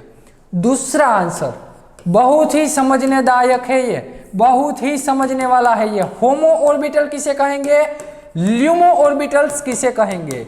होमो और ल्यूमो। होमो का मतलब मैंने आपको लिखवाया था, हाईएस्ट ऑक्यूपाइड मोलेक्युलर ऑर्बिटल। क्या है भैया, हाईएस्ट ऑक्यूपाइड मॉलिक्यूलर ऑर्बिटल किसे कहेंगे। आप यहां से डायग्राम में देख के जाओ, डायग्राम में देखते जाओ, डायग्राम तो आपने ड्रॉ किया ही हुआ है, नीचे से देखते जाओ। हाईएस्ट ऑक्यूपाइड भरी हुई ऑर्बिटल्स लास्ट वाली कौन सी है, नीचे से देखना है, नीचे से भैया, नीचे से देखो, लास्ट वाली यहां तक भरी हुई ऑर्बिटल है ना, ये सारी भरी हुई ऑर्बिटल से, इलेक्ट्रॉन से भरी हुई ऑर्बिटल, उसमें सबसे ज्यादा एनर्जी किसकी है। देखो ऊपर की ऑर्बिटल्स अभी मत देखो, ऊपर वाली भूल जाओ, यहां सिग्मा 2p z के नीचे की सारी ऑर्बिटल्स इलेक्ट्रॉन से भरी हुई है, तो ये सभी भरी हुई ऑर्बिटल में सबसे ज्यादा हाईएस्ट एनर्जी किसकी है वो देखनी है। तो यहां से आप देखते गए तो सबसे हाईएस्ट एनर्जी आई सिग्मा 2p z की, किसकी आई, सिग्मा 2p z की ऑर्बिटल आई, इससे आप कहेंगे highest occupied molecular orbital. Occupied molecule electron से जो भरी हुई है और उसमें सबसे ज्यादा एनर्जी जिसकी है उसे हम होमो कहेंगे। क्या कहेंगे, होमो। तो यहाँ पे होमो कौन सी आएगी, सिग्मा 2p z आएगी, हमारी होमो ऑर्बिटल्स आएगी सिग्मा 2p z। क्लियर है, ये मेरी होमो आ गई sigma 2p z, sigma 2p z HOMO आ गई। ल्यूमो चेक आओ ना, ल्यूमो यानी कि देखो ये सिग्मा 2p z होमो है ना, तो उसके एक तुरंत बाद जो ऑर्बिटल आती है ना, तुरंत बाद, उसे हम ल्यूमो कहेंगे। ल्यूमो का मतलब क्या है, लोवेस्ट अनऑक्यूपाइड मॉलिक्यूलर ऑर्बिटल। देखो तो यहाँ पे खाली ऑर्बिटल है ना, ये एम्प्टी ऑर्बिटल है, होमो, इसे हमने क्या कह दिया, होमो। उसके ऊपर ऑर्बिटल्स होंगी ना, यहाँ पे बहुत सारी ऑर्बिटल्स होंगी, वो सारी की सारी एम्प्टी ऑर्बिटल होगी, उसमें इलेक्ट्रॉन नहीं होंगे। ये एम्प्टी ऑर्बिटल है ना भैया, तो इसमें यहाँ ऊपर बहुत सारी है, उसमें सबसे लोवेस्ट एनर्जी किसकी है भैया, एम्प्टी ऑर्बिटल में सबसे लोवेस्ट एनर्जी मेरी pi star 2px is equal to pi star 2py की आ गई। किसकी, समझ आ रहा है, पाई स्टार 2px पाई स्टार 2py है, वो मेरी एम्प्टी ऑर्बिटल की लोवेस्ट एनर्जी वाली ऑर्बिटल है, तो ये मेरी ल्यूमो हो गई। कौन सी हो जाएगी भैया, ल्यूमो। तो यहाँ पे मेरी ल्यूमो कौन सी आई, pi star 2px is equal to pi star 2py। कौन सी आई, pi star 2px is equal to pi star 2px is equal to pi star 2py, ये मेरी ल्यूमो आ गई। दूसरी बात, दूसरी कैसे चेक करें, दूसरी मेथड समझाता हूँ। पहली मेथड तो आपने यहाँ से नीचे से शुरुआत कर दी, जो भी लास्ट वाली इलेक्ट्रॉन ऑर्बिटल्स भरी हुई है, इलेक्ट्रॉन से ऑर्बिटल भरी हुई, उसे आपने होमो कह दिया। दूसरी मेथड, जो भी मेथड अच्छा लगे होमो सिलेक्ट करने के लिए आप चूज कर सकते हैं। आपने यहाँ से इलेक्ट्रॉन अरेंजमेंट शुरू किया, यहाँ से 2 इलेक्ट्रॉन इसमें, यहाँ पे ऐसे अरेंजमेंट कर दिया, लेकिन यहाँ पे टोटल इलेक्ट्रॉन कितने थे, 6 इलेक्ट्रॉन, ये दोनों ऑर्बिटल में 6 इलेक्ट्रॉन थे। आपने वो इलेक्ट्रॉन फिलअप करना स्टार्ट किए, यहाँ पे 2, यहाँ पे 2, फिर भी 2 इलेक्ट्रॉन बचे ना, एक इलेक्ट्रॉन सिग्मा 2pz में, दूसरा भी सिग्मा 2pz में डाला। अब मैं क्या कह रहा हूँ समझना, लास्ट वाला इलेक्ट्रॉन जो भी ऑर्बिटल में डाल रहे हो ना, लास्ट वाला इलेक्ट्रॉन, क्या भैया, लास्ट वाला इलेक्ट्रॉन जो भी ऑर्बिटल में आप एंटर कर रहे हो ना, वो आपकी होमो हो जाएगी। लास्ट इलेक्ट्रॉन जो भी ऑर्बिटल में डाल रहे हो वो आपकी क्या होती है, होमो ऑर्बिटल होती है। तो यहाँ पे लास्ट वाला इलेक्ट्रॉन मेरा सिग्मा 2pz में गया, तो वो मेरी होमो है। होमो के एग्जैक्ट तुरंत बाद जो ऑर्बिटल आएगी वो आपकी ल्यूमो होगी। वो कौन सी होगी, ल्यूमो। सिग्मा 2pz के बाद ऊपर जाना है, नीचे नहीं, ऊपर जाना है, कौन सी आती है, पाई स्टार 2px पाई स्टार 2py, तो वो आपकी ल्यूमो हो जाएगी। क्लियर है, तो चलो ये बात हो गई ल्यूमो और होमो के बारे में, होमो और ल्यूमो के बारे में। अब मैं बात करता हूं थर्ड नंबर की, थर्ड नंबर सिमेट्री के बारे में बात करनी है। सिमेट्री, सिमेट्री कैसे चेक करें, समझना, सिमेट्री चेक कैसे करें। तो कि भैया सिमेट्री चेक करने के लिए आपको लास्ट वाला इलेक्ट्रॉन कौन सी ऑर्बिटल में गया, अब आप यहां से पता लगा सकते हैं लास्ट वाला इलेक्ट्रॉन कौन सी ऑर्बिटल में गया, सिग्मा 2pz में गया ना। यदि सिग्मा 2pz में जा रहा है, सिग्मा ऑर्बिटल कौन सी है, जिराड या अनजिराड, अरे बताओ, हमने टेबल लिख लिया है, सिग्मा ऑर्बिटल जिराड है। तो यहाँ लास्ट वाला इलेक्ट्रॉन जो भी ऑर्बिटल में जा रहा है उसकी जो आप जिराड अनजिराड आती है सिमेट्री वो लिखो। तो यहाँ आपकी हो जाएगी जिराड ऑर्बिटल। कौन सी आएगी भैया? सिमेट्री जिराड, क्योंकि सिग्मा 2p z में गया ना तो जिराड आता है। क्या आता है? जिराड। फोर्थ नंबर का answer, number of unpair electron का answer. Fourth, number of unpair electron कितने हैं? डायग्राम देखो, एक भी इलेक्ट्रॉन, देखो अनपेयर इलेक्ट्रॉन किसे कहेंगे? एक इलेक्ट्रॉन ऐसा होना चाहिए या तो ऐसा होना चाहिए। इसे हम पेयरिंग इलेक्ट्रॉन कहते हैं। क्या कहते हैं? इसे हम पेयरिंग इलेक्ट्रॉन कहते हैं। एक अकेला होना चाहिए। क्या होना चाहिए? अकेला होना चाहिए इलेक्ट्रॉन, इसे हम अनपेयर इलेक्ट्रॉन कहेंगे। यहाँ पे देखो, ये भी पेयर में, ये भी पेयर में, सारे के सारे इलेक्ट्रॉन्स पेयर में है। डायग्राम में चेक करना, सारे के सारे इलेक्ट्रॉन पेयर में है। अनपेयर इलेक्ट्रॉन मेरा 0 आ गया। यदि एक भी इलेक्ट्रॉन अनपेयर नहीं है तो फिफ्थ नंबर का आंसर आएगा मेरा डायामैग्नेटिक। डायामैग्नेटिक, क्लियर है मेरी बात? डायामैग्नेटिक हो जाएगा। 6 नंबर का आंसर क्या आएगा? 6 नंबर का आंसर बताओ ना। मैग्नेटिक मोमेंट म्यू एस क्या आएगा? एक भी भैया इलेक्ट्रॉन नहीं है, एक भी इलेक्ट्रॉन अनपेयर नहीं है तो बिहेव क्या आता है? 0.0 bm, स्वाभाविक है। क्लियर है? बात करनी है बॉन्ड ऑर्डर की, बहुत ही ज्यादा इंपॉर्टेंट है, बहुत ही इंपॉर्टेंट हमारा रहेगा। कौन सा रहेगा? इधर ही लिखता हूं, चलो इधर ही लिखता हूं मैं। बहुत ही क्वेश्चन नंबर 7, बॉन्ड ऑर्डर के बारे में बात करनी है। बॉन्ड ऑर्डर के बारे में, number of bonding electron, number of anti bonding electron divided by 2। ये NB का मतलब क्या है? यहाँ पे लिखना NB is equal to number of bonding electron, number of bonding electrons. और Na का मतलब क्या है? Number of anti bonding electron. Anti bonding electron भैया, number of anti bonding electron है। क्लियर है मेरी बात? आइए चेक करते हैं बॉन्ड ऑर्डर N2 का क्या आता है। N2 का बॉन्ड ऑर्डर, अब इतना याद रखना, समझने के लिए इतना याद रखना, जो बॉन्डिंग इलेक्ट्रॉन होंगे ना, बॉन्डिंग इलेक्ट्रॉन वो हमारे दोस्त है। क्या है? बॉन्डिंग इलेक्ट्रॉन हमारे दोस्त है, एंटी बॉन्डिंग इलेक्ट्रॉन हमारे दुश्मन है। सिर्फ इतना ही याद रखो, आराम से सारे क्वेश्चन सोल्व कर पाओगे। जो बॉन्डिंग ऑर्बिटल्स में होगा वो बॉन्डिंग इलेक्ट्रॉन कहलाएगा। एंटी बॉन्डिंग इलेक्ट्रॉन्स किसे कहते हैं? जो एंटी बॉन्डिंग ऑर्बिटल में होगा। यहाँ पे ये सिग्मा 1s कौन सी है? Bonding. Sigma star anti bonding, sigma 2s bonding orbital, sigma star anti bonding, pi 2px and pi 2py bonding orbital, sigma 2pz bonding orbital. जिस पे स्टार आता है ना वो हमारी एंटी बॉन्डिंग ऑर्बिटल होती है। कौन सी होती है? Anti bonding. जिस पे स्टार नहीं आता है वो हमारी बॉन्डिंग ऑर्बिटल होती है। क्लियर? अब बॉन्डिंग ऑर्बिटल में है वो मेरे दोस्त है, एंटी बॉन्डिंग में है वो हमारे क्या है? दुश्मन है। हमारे दोस्त हमें बॉन्ड फॉर्मेशन करने में मदद रूप होंगे। क्लियर?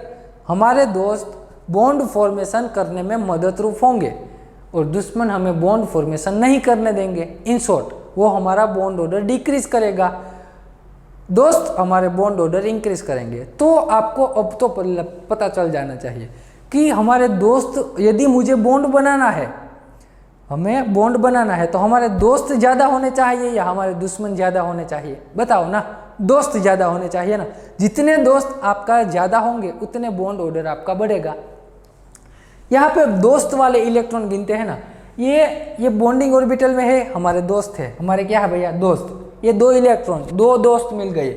यहाँ पे 2 इलेक्ट्रॉन बॉन्डिंग में है, 4, यहाँ पे टोटल 6। इन शॉर्ट ये भी bonding bonding bonding bonding bonding orbital में है ना, वो हमारे दोस्त है। कितने हैं? सिग्मा 1s में 2 दोस्त आए, सिग्मा 2s में 2 दोस्त, पाई 2px पाई 2py मिला के 4 दोस्त, सिग्मा 2pz यहाँ मिला के टोटल हो गए मेरे 6। इन शॉर्ट यहाँ पे 6, यहाँ पे 2, यहाँ पे 2, टोटल मेरे हो गए दोस्त कितने हैं? 10 दोस्त है। बॉन्डिंग इलेक्ट्रॉन कितने मिल गए? 10। Anti bonding, sigma star 1s2 anti bonding है, sigma star 2s2 anti bonding है। तो यहाँ पे 2 इलेक्ट्रॉन, यहाँ पे 2 इलेक्ट्रॉन, तो एंटी बॉन्डिंग में 4 इलेक्ट्रॉन आ गए। तो अब तो आपको पता चला ना भैया, अब तो आपको पता चला कि नहीं चला? बॉन्डिंग इलेक्ट्रॉन कितने हैं मेरे? तो कि 10, anti bonding 4 divided by 2, 6 divided by 2 यानी कि बॉन्ड ऑर्डर हो जाएगा 3। तो आपने ये नाइट्रोजन के बीच में जो बॉन्ड ऑर्डर आता है 3 वो देखा है। नाइट्रोजन के बीच में बॉन्ड ऑर्डर आता है 3, वो देखा है, क्लियर है, 3 NN3 होता है, क्लियर, ये बात हो गई। अब देखो, अब यहाँ पे देखना 6 डिवाइडेड बाई यानी कि 3 होता है, क्लियर। बॉन्डिंग इलेक्ट्रॉन हमारे दोस्त ज़्यादा है इसलिए बॉन्ड ऑर्डर ज़्यादा आया, क्लियर। अब मेरी ये नाइट्रोजन वाली बात हो गई। अब यहाँ पे याद रखना नाइट्रोजन और नाइट्रोजन के जिस 7 और जिसका एटॉमिक नंबर 7 से कम हो उसके लिए सेम डायग्राम आएगा, डायग्राम सेम ही आता है, क्लियर है इतनी बात। अब मैं क्या कहता हूँ, आपको एक ट्रिक देता हूँ, अब यहाँ आपको एक ट्रिक देता हूँ, समझना मेरी बात, एक अच्छी सी ट्रिक देता हूँ। ये ट्रिक कैसे सोल्व करें, इन जनरल ट्रिक लिखो, ट्रिक यहाँ पे इन जनरल ट्रिक लिखनी है भैया आपको। इन जनरल ट्रिक कैसे लिखोगे, नाइट्रोजन में 14 इलेक्ट्रॉन, टोटल वैलेंस इलेक्ट्रॉन की बात कर रहा हूँ, वैलेंस इलेक्ट्रॉन की बात कर रहा हूँ, किसकी भैया, वैलेंस नहीं, एक काम करो टोटल इलेक्ट्रॉन लिखो, टोटल इलेक्ट्रॉन। यदि कोई भी एटम में, कोई भी मॉलिक्यूल में टोटल इलेक्ट्रॉन 14 है ना, तब जाके इसका बॉन्ड ऑर्डर कितना आता है ना, वो डायरेक्ट सोल्व कर सकते हैं। डायरेक्ट कैसे सोल्व करें ना, एग्जाम में कैसे सोल्व करें, एग्जाम के पॉइंट ऑफ व्यू से मैं आपको सिखाता हूँ। एग्जाम में हर बार ऐसा डायग्राम ड्रॉ करने की तो जगह भी नहीं मिलेगी आपको एग्जाम में, डायरेक्ट इलेक्ट्रॉन से कैसे सोल्व करें वो आपको सिखाता हूँ। यहाँ पे नाइट्रोजन में 14 इलेक्ट्रॉन है ना, नाइट्रोजन में 14 इलेक्ट्रॉन है तो उसका बॉन्ड ऑर्डर 3 आता है। यदि कोई एटम है जिसमें टोटल इलेक्ट्रॉन 14 है तो उसमें बॉन्ड ऑर्डर 2.5, यहाँ लेफ्ट हैंड साइड 16 है, 17 है, 18 है, ऐसा है। यहाँ पे मान लीजिए 13 है, यहाँ पे 12 है, 11 है, ऐसा बॉन्ड ऑर्डर आया। टोटल इलेक्ट्रॉन वो कभी कैसे काउंट करते हैं ना, वो अभी सिखाता हूँ। 14 जिसमें टोटल इलेक्ट्रॉन 14 होंगे ना, उसमें बॉन्ड ऑर्डर 3 आएगा, क्लियर। इसको आपको रेफरेंस मानना है, इसको आप रेफरेंस मान ही लो, याद ही रख लो। जिसमें टोटल इलेक्ट्रॉन 14 होंगे वो कितने होंगे, 3, बॉन्ड ऑर्डर उसका 3 आएगा। यदि एक इलेक्ट्रॉन इंक्रीज करोगे, 14 में एक इलेक्ट्रॉन इंक्रीज करोगे ना, तो बॉन्ड ऑर्डर 2.5 यानी कि 0.5 डिक्रीज हो जाएगा। कितना भैया, 0.5। अब मैं क्या कहता हूँ समझना, यहाँ ये रेफरेंस है ना, आपको ये रेफरेंस है, रेफरेंस से एक पॉइंट, यदि आप एक पॉइंट इधर आ गए ना, एक इलेक्ट्रॉन इंक्रीज करोगे बॉन्ड ऑर्डर 0.5 डिक्रीज होगा। फिर से एक इलेक्ट्रॉन इंक्रीज किया तो यहाँ से बॉन्ड ऑर्डर फिर से डिक्रीज, यानी कि 2.5 में से 2.0। फिर से एक इलेक्ट्रॉन इंक्रीज किया तो 1.5, यहाँ पे बॉन्ड ऑर्डर 1.5। फिर से एक इलेक्ट्रॉन इंक्रीज किया, बॉन्ड ऑर्डर 1.0। डायरेक्ट याद रखना, डायरेक्ट एग्जाम में ये ही पूछते हैं, एग्जाम में ये बॉन्ड ऑर्डर पूछते हैं। अभी हम देखते हैं, अभी हम वो क्वेश्चंस देखते हैं, क्लियर है। नेट का क्वेश्चन देखते हैं, डायरेक्ट आपको सोल्व करना है, ऐसे ही ट्रिक के साथ सोल्व करना है। जैसे आप इलेक्ट्रॉन डिक्रीज करोगे, पहले मैंने क्या किया, इलेक्ट्रॉन इंक्रीज, एक इलेक्ट्रॉन इंक्रीज करते जाओगे, बॉन्ड ऑर्डर 0.5 डिक्रीज होता जाएगा। इलेक्ट्रॉन डिक्रीज करोगे, देखो इलेक्ट्रॉन डिक्रीज करोगे ना, फिर भी आपका बॉन्ड ऑर्डर 0.5 डिक्रीज होता जाएगा। यहाँ पे 3 है तो यहाँ पे 2.5, फिर एक इलेक्ट्रॉन इंक्रीज किया तो 0.5 डिक्रीज, फिर एक इलेक्ट्रॉन डिक्रीज किया 1.5 डिक्रीज, 1.5 हो जाएगा। यदि मान लीजिए कोई किसी में 10 इलेक्ट्रॉन है तो उसमें बॉन्ड ऑर्डर क्या आएगा, 1.0 आएगा, उसमें बॉन्ड ऑर्डर 1.0 आता है। अब इतना एक काम कीजिए, आपको लिख लेना है, वीडियो स्टॉप करके आप अभी के अभी इतना लिख लीजिए। जिसमें टोटल इलेक्ट्रॉन इतने आते हैं ना, उसमें बॉन्ड ऑर्डर इतना आता है, ऐसे आता है। ये एक ही रेफरेंस याद रखना है ना भैया, जिसमें 14 इलेक्ट्रॉन है उसमें बॉन्ड ऑर्डर 3 है। 14 से प्लस करोगे तो बॉन्ड ऑर्डर +5 घटे, डिक्रीज होगा। फिर यहाँ पे डिक्रीज करोगे 14 से इलेक्ट्रॉन, वो भी डिक्रीज होता जाएगा। अब सोचना, इधर इलेक्ट्रॉन कैसे कैलकुलेट करते हैं ना, डायरेक्ट टोटल इलेक्ट्रॉन यहाँ पे लिखो तो calculation of electron, calculation of electron. N2 में कितने एटम है, तो कि भैया एक N है, दूसरा भी क्या है, एक N है। एक नाइट्रोजन में 7 इलेक्ट्रॉन होते हैं, दूसरे नाइट्रोजन में भी 7, टोटल मेरे हो गए 14 इलेक्ट्रॉन। तो मेरा बॉन्ड ऑर्डर कितना आएगा भैया, अरे बताओ ना, बॉन्ड ऑर्डर आता है मेरा 3.0, क्लियर। अब मैं लिख रहा हूँ दूसरा एग्जाम्पल N2+ का, समझना मेरी बात। एक N है, दूसरा N है, लेकिन एक N+ होगा ना, एक नाइट्रोजन और एक N+, ऐसे लिख दो तो भी चलेगा, तो भी चलेगा। वरना अब तो आपको डायरेक्ट लिख सकते हैं ना। पहले एक काम करो, नाइट्रोजन में यहाँ पे समझना, 2 नाइट्रोजन है ना, तो एक में 7 इलेक्ट्रॉन, दूसरे में भी 7 इलेक्ट्रॉन, टोटल 14 हो गई है। यहाँ पे भी अब कैसे प्लस चार्ज वाला कॉम्प्लेक्स आया ना, उसको कैसे सोल्व करते हैं वो देखो। 2 नाइट्रोजन है, लिख दो, एक नाइट्रोजन में 7, दूसरे नाइट्रोजन में भी 7। दूसरी बात, यहाँ पे N2 पे प्लस चार्ज है ना, तब यहाँ आपको टोटल में से माइनस करना है। वहां जो है ना उससे उल्टा करना, वहां पे प्लस है तो माइनस कर दो। देखना इधर N2+ है ना, तो मैंने टोटल में से एक इलेक्ट्रॉन माइनस कर दिया। ऐसा क्यों किया? N2+, यानी कि प्लस कब आएगा? जब उसके पास एक इलेक्ट्रॉन की कमी होगी, तभी उस पर पॉजिटिव चार्ज आता है। दूसरी बात, मैं यहाँ बात कर रहा हूँ, मान लीजिए N2- है, एक थर्ड एग्जाम्पल ले लिया N2-, तब टोटल इलेक्ट्रॉन कैसे कैलकुलेट करें? 2 नाइट्रोजन तो 7+7 लिखो, 7+7। नाइट्रोजन पे चार्ज कौन सा है? नेगेटिव चार्ज है ना, तो यहाँ पे ऐड कर देना है।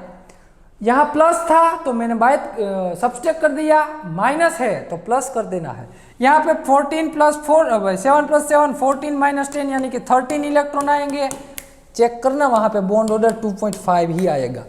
आप N2 के डायग्राम में एक इलेक्ट्रॉन रिमूव कर दो, यानी कि N2+ बन जाता है। क्या बन जाता है? N2+। में चेक करना, डायग्राम से सेट करके। होमवर्क दे रहा हूँ दोस्तों। N2 के डायग्राम में ये इलेक्ट्रॉन अरेंजमेंट करके चेक करना, इसका बॉन्ड ऑर्डर 2.5 ही आता है। ये मैं आपको ट्रिक बता रहा हूँ, जिसे मैजिकल ट्रिक कहते हैं। मैजिकल ट्रिक, इसे याद रखना जरूरी है। सिर्फ इतना ही याद रखना है, जिसके पास 14 इलेक्ट्रॉन है उसका बॉन्ड ऑर्डर 3 आता है। 14 से कम है फिर भी बॉन्ड ऑर्डर डिक्रीज होगा, 14 से ज्यादा है फिर भी बॉन्ड ऑर्डर डिक्रीज होगा। N2- टोटल इलेक्ट्रॉन कितने हो जाएंगे भैया? 15 इलेक्ट्रॉन ना, तो इसमें भी चेक करना, बॉन्ड ऑर्डर 2.5 आएगा। क्या आएगा? 2.5। दूसरी बात बता रहा हूँ। फोर्थ नंबर की मैं बात करूँ, किसकी बात? Fourth number. मैंने O2 ले लिया। एक ऑक्सीजन में कितने इलेक्ट्रॉन होते हैं भैया? 8 इलेक्ट्रॉन होते हैं। दूसरे ऑक्सीजन में भी 8 इलेक्ट्रॉन, टोटल हो गए मेरे 16 इलेक्ट्रॉन। इसमें बॉन्ड ऑर्डर आएगा 2. ट्रिक से ही डायरेक्ट लिख रहा हूं 2.0। क्लियर है? बात करता हूं 5th नंबर की। ये O2 के डायग्राम भी, वो भी हम नेक्स्ट लेक्चर में सारी डिस्कस करेंगे, उसके नहीं। अभी ट्रिक देखो, अभी क्या देखना है भैया? ट्रिक, वो जरूरी है। एग्जाम में किसी ना किसी तरह आपको क्या बचाना है? टाइम बचाना है। टाइम नहीं बचाओगे ना फिर दिक्कत हो सकती है। टाइम जरूरी है। मैं यहाँ लिख रहा हूँ O2+, तो क्या करोगे? टोटल 2 ऑक्सीजन है तो लिख दो 8+8। फिर क्या है? प्लस चार्ज है ना, यदि ऑक्सीजन पे प्लस चार्ज है तो एक सब्सट्रैक्ट कर दो। 8+8 -1 यानी कि 15 इलेक्ट्रॉन हो जाएंगे। उसमें बॉन्ड ऑर्डर होगा 2.5। उसमें बॉन्ड ऑर्डर कौन सा होगा भैया? 2.5 बॉन्ड ऑर्डर होगा। तो चलो, अब ये आपको बॉन्ड ऑर्डर का पता तो लग गया है। अरे पता चल जाएगा ना। अभी एक काम करता हूं ना, इसका 6 नंबर C2 का बॉन्ड ऑर्डर में दिखाओ। एक कार्बन में 6 इलेक्ट्रॉन, 2 कार्बन है, 6+6 यानी कि 12 इलेक्ट्रॉन हो जाएंगे। इसका बॉन्ड ऑर्डर आता है 2.0। इसका कौन सा आता है? 2.0। 7 नंबर की मैं बात करूं, NO की, अलग अलग, चलो ये सारे तो होमो एटॉमिक ले लिया ना, अलग अलग, एक नाइट्रोजन है एक ऑक्सीजन की मैं बात करूं। नाइट्रोजन में 7 इलेक्ट्रॉन है, ऑक्सीजन में 8 इलेक्ट्रॉन है। दोनों को मिला के मुझे मिल गए टोटल 15 इलेक्ट्रॉन। 8+7 15 इलेक्ट्रॉन। उसमें बॉन्ड ऑर्डर होगा 2.5। कौन सा होगा? 2.5 बॉन्ड ऑर्डर होगा। क्लियर है मेरी बात? तो अब मैं आपको एक दिसंबर नेट का क्वेश्चन देता हूं। लिखो, तो यहाँ वीडियो स्टॉप करके लिखना है आपको। क्वेश्चन लिखो, अभी दिसंबर 19 का है, जो ऑनलाइन हुई थी एग्जाम, उसका क्वेश्चन लिखना है। Which of the following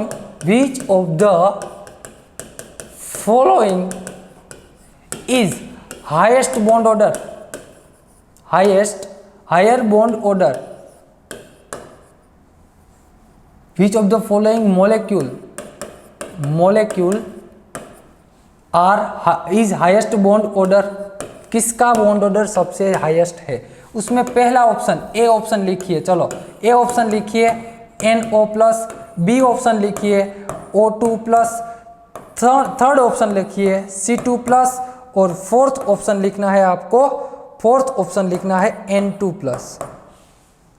ये सभी में से सबसे ज़्यादा बॉन्ड ऑर्डर किसका आएगा। दिसंबर 19 में नेट में ऐसा क्वेश्चन पूछा था। वीडियो स्टॉप करके आप पहले खुद आपका आंसर दे दीजिए। चलो आपका आंसर दे दीजिए, कौन सा आंसर आएगा। बाद में मैं सोल्व करवाता हूँ, बाद में मैं सोल्व करवाता हूँ। आपने सोल्व किया है, आओ मैं सोल्व करवा दूँ। अब क्या करना है, टोटल इलेक्ट्रॉन लिखो पहले। तो कैसे लिखोगे, एक नाइट्रोजन में 7 इलेक्ट्रॉन, ऑक्सीजन में 8 इलेक्ट्रॉन है।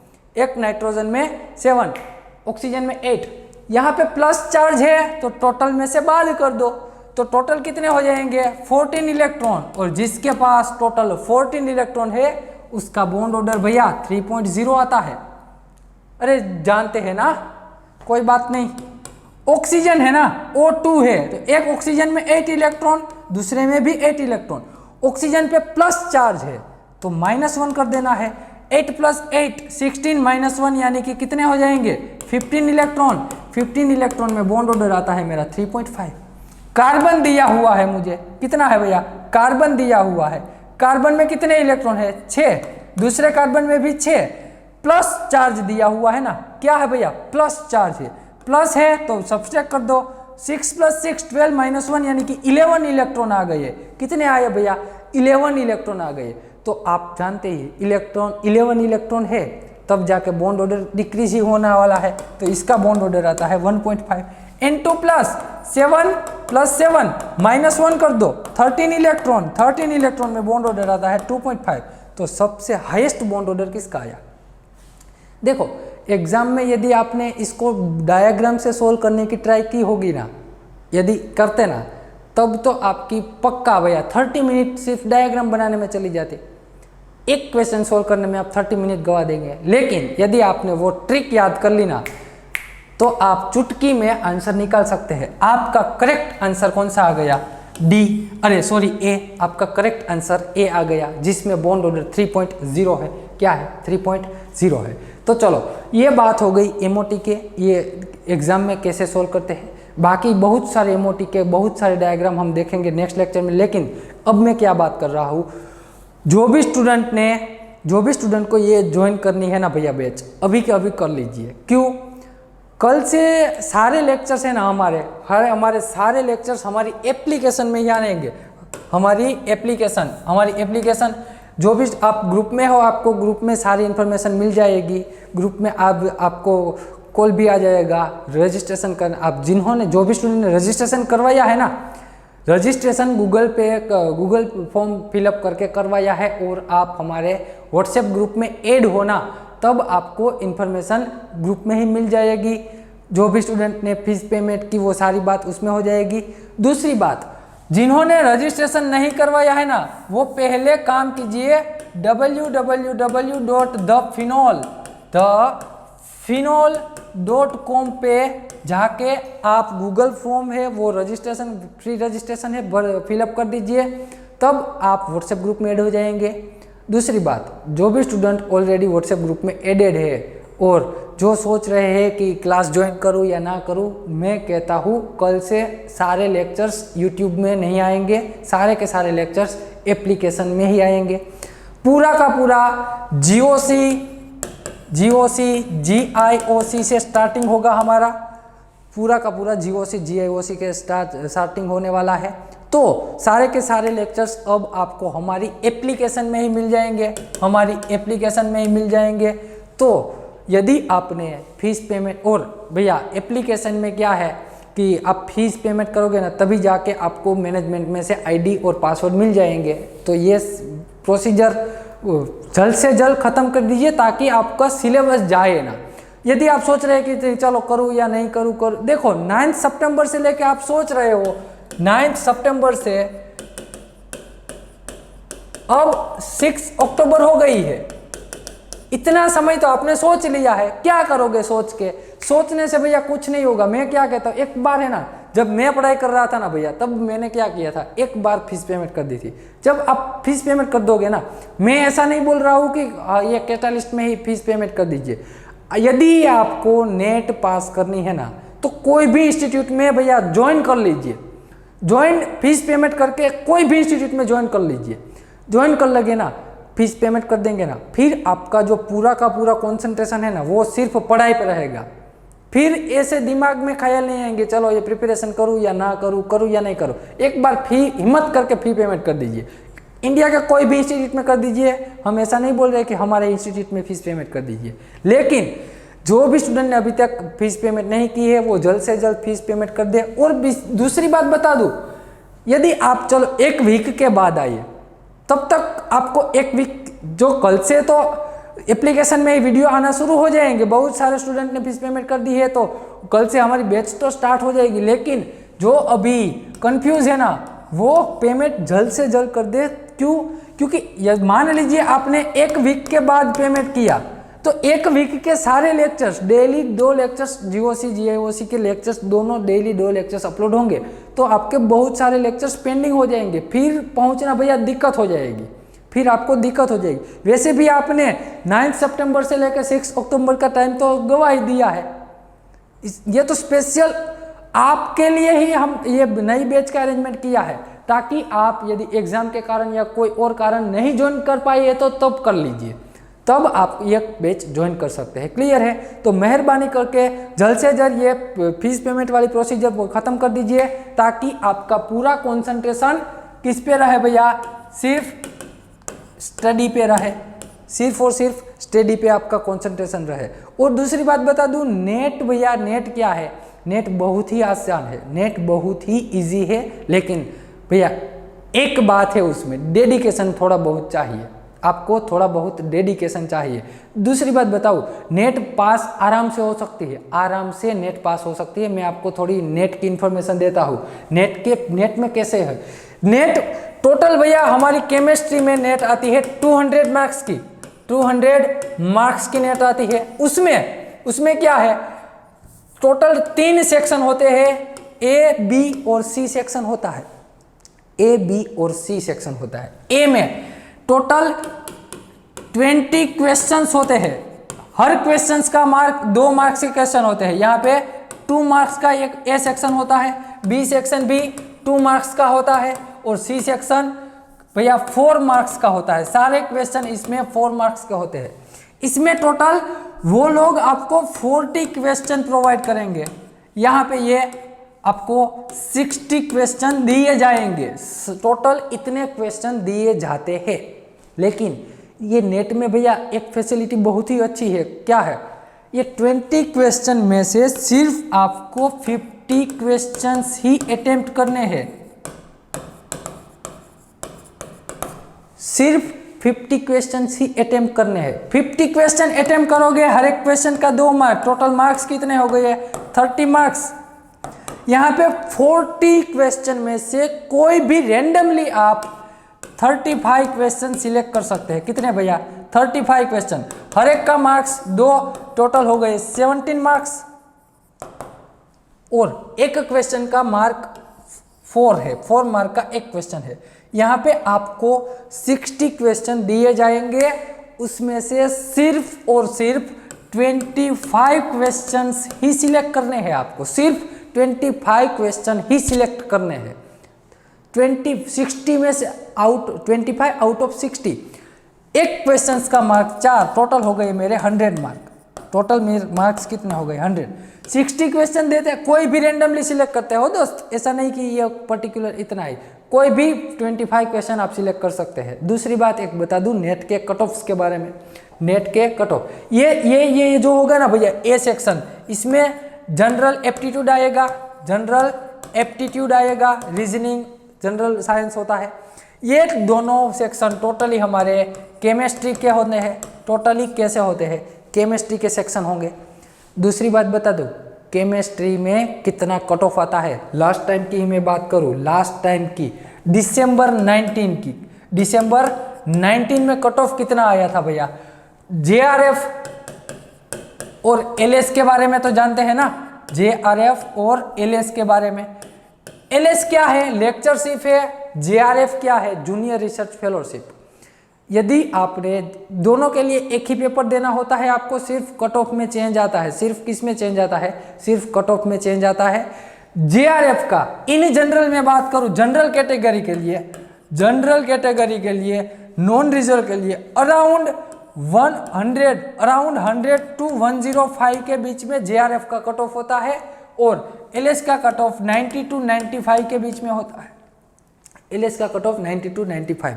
और एलएस और जेआरएफ में डिफरेंट क्या है भैया?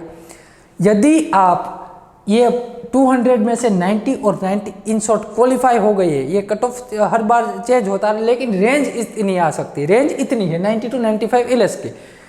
आप यदि एलएस कर गए ना भैया, तो इसका बेनिफिट क्या है? आप इंडिया के कोई भी इंस्टीट्यूट में पहले तो पीएचडी कर सकते हैं। दूसरी बात, प्रोफेसर के लिए जो आती है ना रिक्वायरमेंट, प्रोफेसर, गवर्नमेंट प्रोफेसर बनने के लिए आपको मालूम ही है रिक्वायरमेंट क्या है। जीपीएससी देनी पड़ेगी आपको जीपीएससी देनी है। तो जीपीएससी देने के लिए आपको या तो नेट चाहिए, या तो स्लेट चाहिए, या तो पीएचडी की डिग्री होनी चाहिए, आप या तो पीएचडी के स्टूडेंट होने चाहिए। आप इंडिया के कोई भी इंस्टीट्यूट में पीएचडी कर सकते हैं, और यदि नेट पास क्वालिफाई कर गए ना भैया, सिर्फ एलएस भी कर गए ना, तब भी आप प्रोफेसर के लिए एलिजिबल हो जाएंगे। दूसरी बात, जेआरएफ में क्या होता है? पर मंथ, ये दोनों के पेपर सेम ही है। यदि आपने बहुत सारी मेहनत कर ली और आप जेआरएफ क्वालिफाई कर गए, जेआरएफ क्वालिफाई कर गए, तो पर मंथ आपको गवर्नमेंट की तरफ से, यदि आपने पीएचडी ज्वाइन किया है, पीएचडी ज्वाइन किया है ना, तो 31,000 फेलोशिप मिलेगी, 31,000 फेलोशिप मिलेगी। पर मंथ की मैं बात कर रहा हूं, किसकी भैया? Per month 31,000 fellowship for PhD. पढ़ाई करने के लिए गवर्नमेंट आपको पैसा देगी यदि आपने जेआरएफ कर ली तो। और ये कितने समय तक देगी? 5 मंथ तक। कितने समय तक देगी भैया? 5 ईयर तक। चलो, तो यहाँ ये 31,000 आपको दे रही है 5 ईयर तक भैया, 5 ईयर तक। यदि आप इसका कैलकुलेशन करोगे ना, इसका कैलकुलेशन करोगे ना, तो 18 प्लस लाख हो जाएंगे, 18 प्लस लाख हो जाते हैं। इन शॉर्ट 5 साल तक गवर्नमेंट आपको फुली स्टडी करने की परमिशन देती है, विथ आपका फाइनेंशियली बैकग्राउंड देख के। इन शॉर्ट, आप कोई भी कंपनी में जाओगे यदि एमएससी करके, तो क्या आपकी जो कोई भी कंपनी में जाओ, एमएससी करके जाओगे, कितनी सैलरी होगी जो भी हो, लेकिन इतनी तो नहीं होगी। वो भी पढ़ाई करने की, वो भी पढ़ाई करने की। इंडिया के कोई भी आईआईटी, एनआईटी, कोई भी इंस्टीट्यूट में आप पीएचडी कर सकते हैं। वहाँ आपको यदि जेआरएफ कर ली ना, तो 31,000 पर मंथ फेलोशिप मिलती है। दूसरी बात बता दूँ, जेआरएफ करने के लिए यदि मैं जनरल, दूसरे अलग अलग कैटेगरीज के कट ऑफ जनरल से कम होते हैं। मैं टॉपेस्ट जो कट ऑफ आता है जनरल कैटेगरी का, उसकी बात कर रहा हूँ। कितना आता है? 100 टू 105 तक, 105 तक। देखो इधर देखो, ये जेआरएफ का कट ऑफ, जेआरएफ यदि आपको निकालनी है ना, तो 100 से 105 तक आपको कट ऑफ चाहिए। कैसे आता है? एकदम इजी है। देखो, एकदम इजी है। यहाँ आपको कितने क्वेश्चन पूछे जाते हैं? 40 क्वेश्चन केमिस्ट्री के ही होते, टोटली केमिस्ट्री के क्वेश्चन होते हैं। यहाँ पे 60 क्वेश्चन पूछे जाते हैं। कितने भैया? 60 क्वेश्चन यहाँ से पूछे जाते हैं। यहाँ से सिर्फ 60 क्वेश्चन, सिर्फ नहीं, ये बहुत 60 क्वेश्चन है। दूसरी बात बता दूं, मान लीजिए आपने मेहनत की है, ये 60 क्वेश्चन में से सिर्फ 60 क्वेश्चन में से सिर्फ आपने कितने क्वेश्चन? सिर्फ 20 क्वेश्चन आपको, चलो आपने अटेम्प्ट किए 20 क्वेश्चन, 20 आप सही हो वही अटेम्प्ट करोगे ना, उसमें नेगेटिव होता है, इसलिए आपको 60 में से 20 तो मेहनत की है, तो आप आराम से आपको पता चल जाएगा। 20 क्वेश्चन मेहनत करके आपने सोल्व किए, तो टोटल मार्क हो गए 18। कितने हो गए? 18। ये सिंपल क्वेश्चन भैया, जनरल सेक्शन बी सेक्शन होता है ना, उसमें सारे क्वेश्चन 2 मार्क्स के होते हैं। 40 क्वेश्चन में से यदि आपने 20 क्वेश्चन टिक लगा दिए, हर एक का 2 मार्क्स, टोटल हो गए मेरे 14 मार्क। दोनों को मिला दीजिए, दोनों को 40 प्लस 80 120 मार्क आता है। कितना आता है? 120 मार्क्स आते हैं। कितना भैया 60 में से सिर्फ 20 क्वेश्चन चाहिए। यहाँ पे भी सिर्फ 40 में से 20 क्वेश्चन अटेम्प्ट करने हैं। बहुत ही इजी है ये, जरा भी डिफिकल्ट नहीं है, लेकिन उसके लिए आपको पढ़ाई करनी। सिर्फ 6 मंथ अच्छे से पढ़ाई कर लोगे ना, आराम से आपकी JRF निकल जाएगी। और एक बार JRF निकल गई ना भैया, फिर आपको पता चलेगा कि ये कंपनी में और ये JRF में क्या फ़र्क है ना, फिर आपको पता चलेगा। अभी तो कोई बात नहीं, घूमने में या तो MSc कर रहे हो या तो BSc कोई भी कर रहे हो, वहाँ पे टाइम ऐसा मत सोचना कि इन MSc ये नहीं हो सकता या तो इन BSc ये नहीं हो सकता, कभी भी हो सकता है। मेहनत करने आपके पास है। आप वैसे भी आपको पता है आप MSc में कितनी मेहनत कर रहे हो, कितने पढ़ाई कर रहे हो, वो आप सब अच्छे से जानते हैं। मुझे आपको बताने की कुछ भी ज़रूरत नहीं, इसीलिए मैं कह रहा हूँ, मैं आपको छोटे मेरे से जूनियर हो तो ये जूनियर को एक अच्छी सलाह दे रहा हूँ कि मेहरबानी करके कोई ना कोई इंस्टीट्यूट ज्वाइन कर लीजिए, एक बार ये नेट के लिए प्रिपरेशन कर लीजिए भैया। तो चलो, ये नेट की प्रिपरेशन आपको स्टार्ट कर देनी है। मिलते हैं कल हम नेक्स्ट लेक्चर के साथ। अब सारे लेक्चर्स हमारे एप्लीकेशंस में ही आएंगे। जो भी स्टूडेंट ने अभी तक, और जो भी न्यू स्टूडेंट है ना भैया, अभी न्यू स्टूडेंट देख रहे हैं जिसके पास कोई इन्फॉर्मेशन नहीं है क्लासेस की, वो मुझे ये नंबर पे 9157707782 पे कॉल कीजिए ताकि मैं आपको इन्फॉर्मेशन दूँ। यदि आपको कोई इंस्ट्रक्शन इन्फॉर्मेशन चाहिए तो मैं यहाँ से आपको प्रोवाइड कर दूंगा। मुझे यहाँ पे कॉल या व्हाट्सएप कर सकते हैं। और ये हमारी वेबसाइट है www.thephenol.com। यहाँ पे जाके आप फॉर्म मिलेगा, वहाँ रजिस्ट्रेशन करवाना है, फ्री रजिस्ट्रेशन है, वो करवा दीजिए। आप ऑटोमेटिकली एक व्हाट्सएप ग्रुप में ऐड हो जाएंगे, वहाँ आपको सारी इन्फॉर्मेशन मिलती रहेगी। तो जल्द से जल्द आप ये सारी प्रोसीजर ख़त्म कर दीजिए। मिलते हैं कल, एप्लीकेशन में सारे लेक्चर्स आएंगे। और दूसरी बात, यदि अभी भी किसी को कन्फ्यूज़न है ना, तो हमारी यूट्यूब चैनल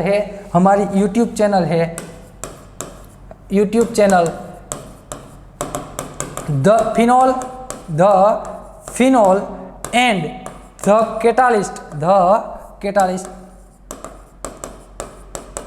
डॉक्टर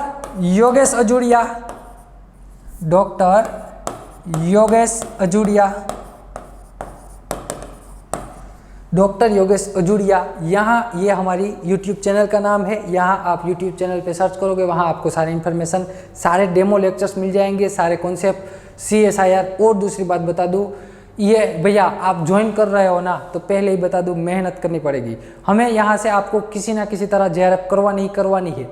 हर मंडे आपकी टेस्ट रहेगी, हर मंडे आपको टेस्ट देनी ही पड़ेगी। दूसरी बात, आपका वाइवा भी गूगल मीट में हम लेंगे। गूगल मीट में हम आपके वाइवा भी अरेंज कर देंगे। आप जैसे ही शेड्यूल बनता है आपको व्हाट्सएप में इंफॉर्मेशन मिल जाएगी। आपको एक ग्रुप अरेंज करवाना है, गूगल मीट में हम आपके वाइवास लेंगे, आपको टेस्ट देनी है, टॉपिक वाइज आपको असाइनमेंट मिलेगी, DPPs मिलेंगी, बहुत सारे क्वेश्चन सॉल्व करेंगे, बहुत धमाकेदार मेहनत करनी है। मिलते हैं कल। Thank you very much.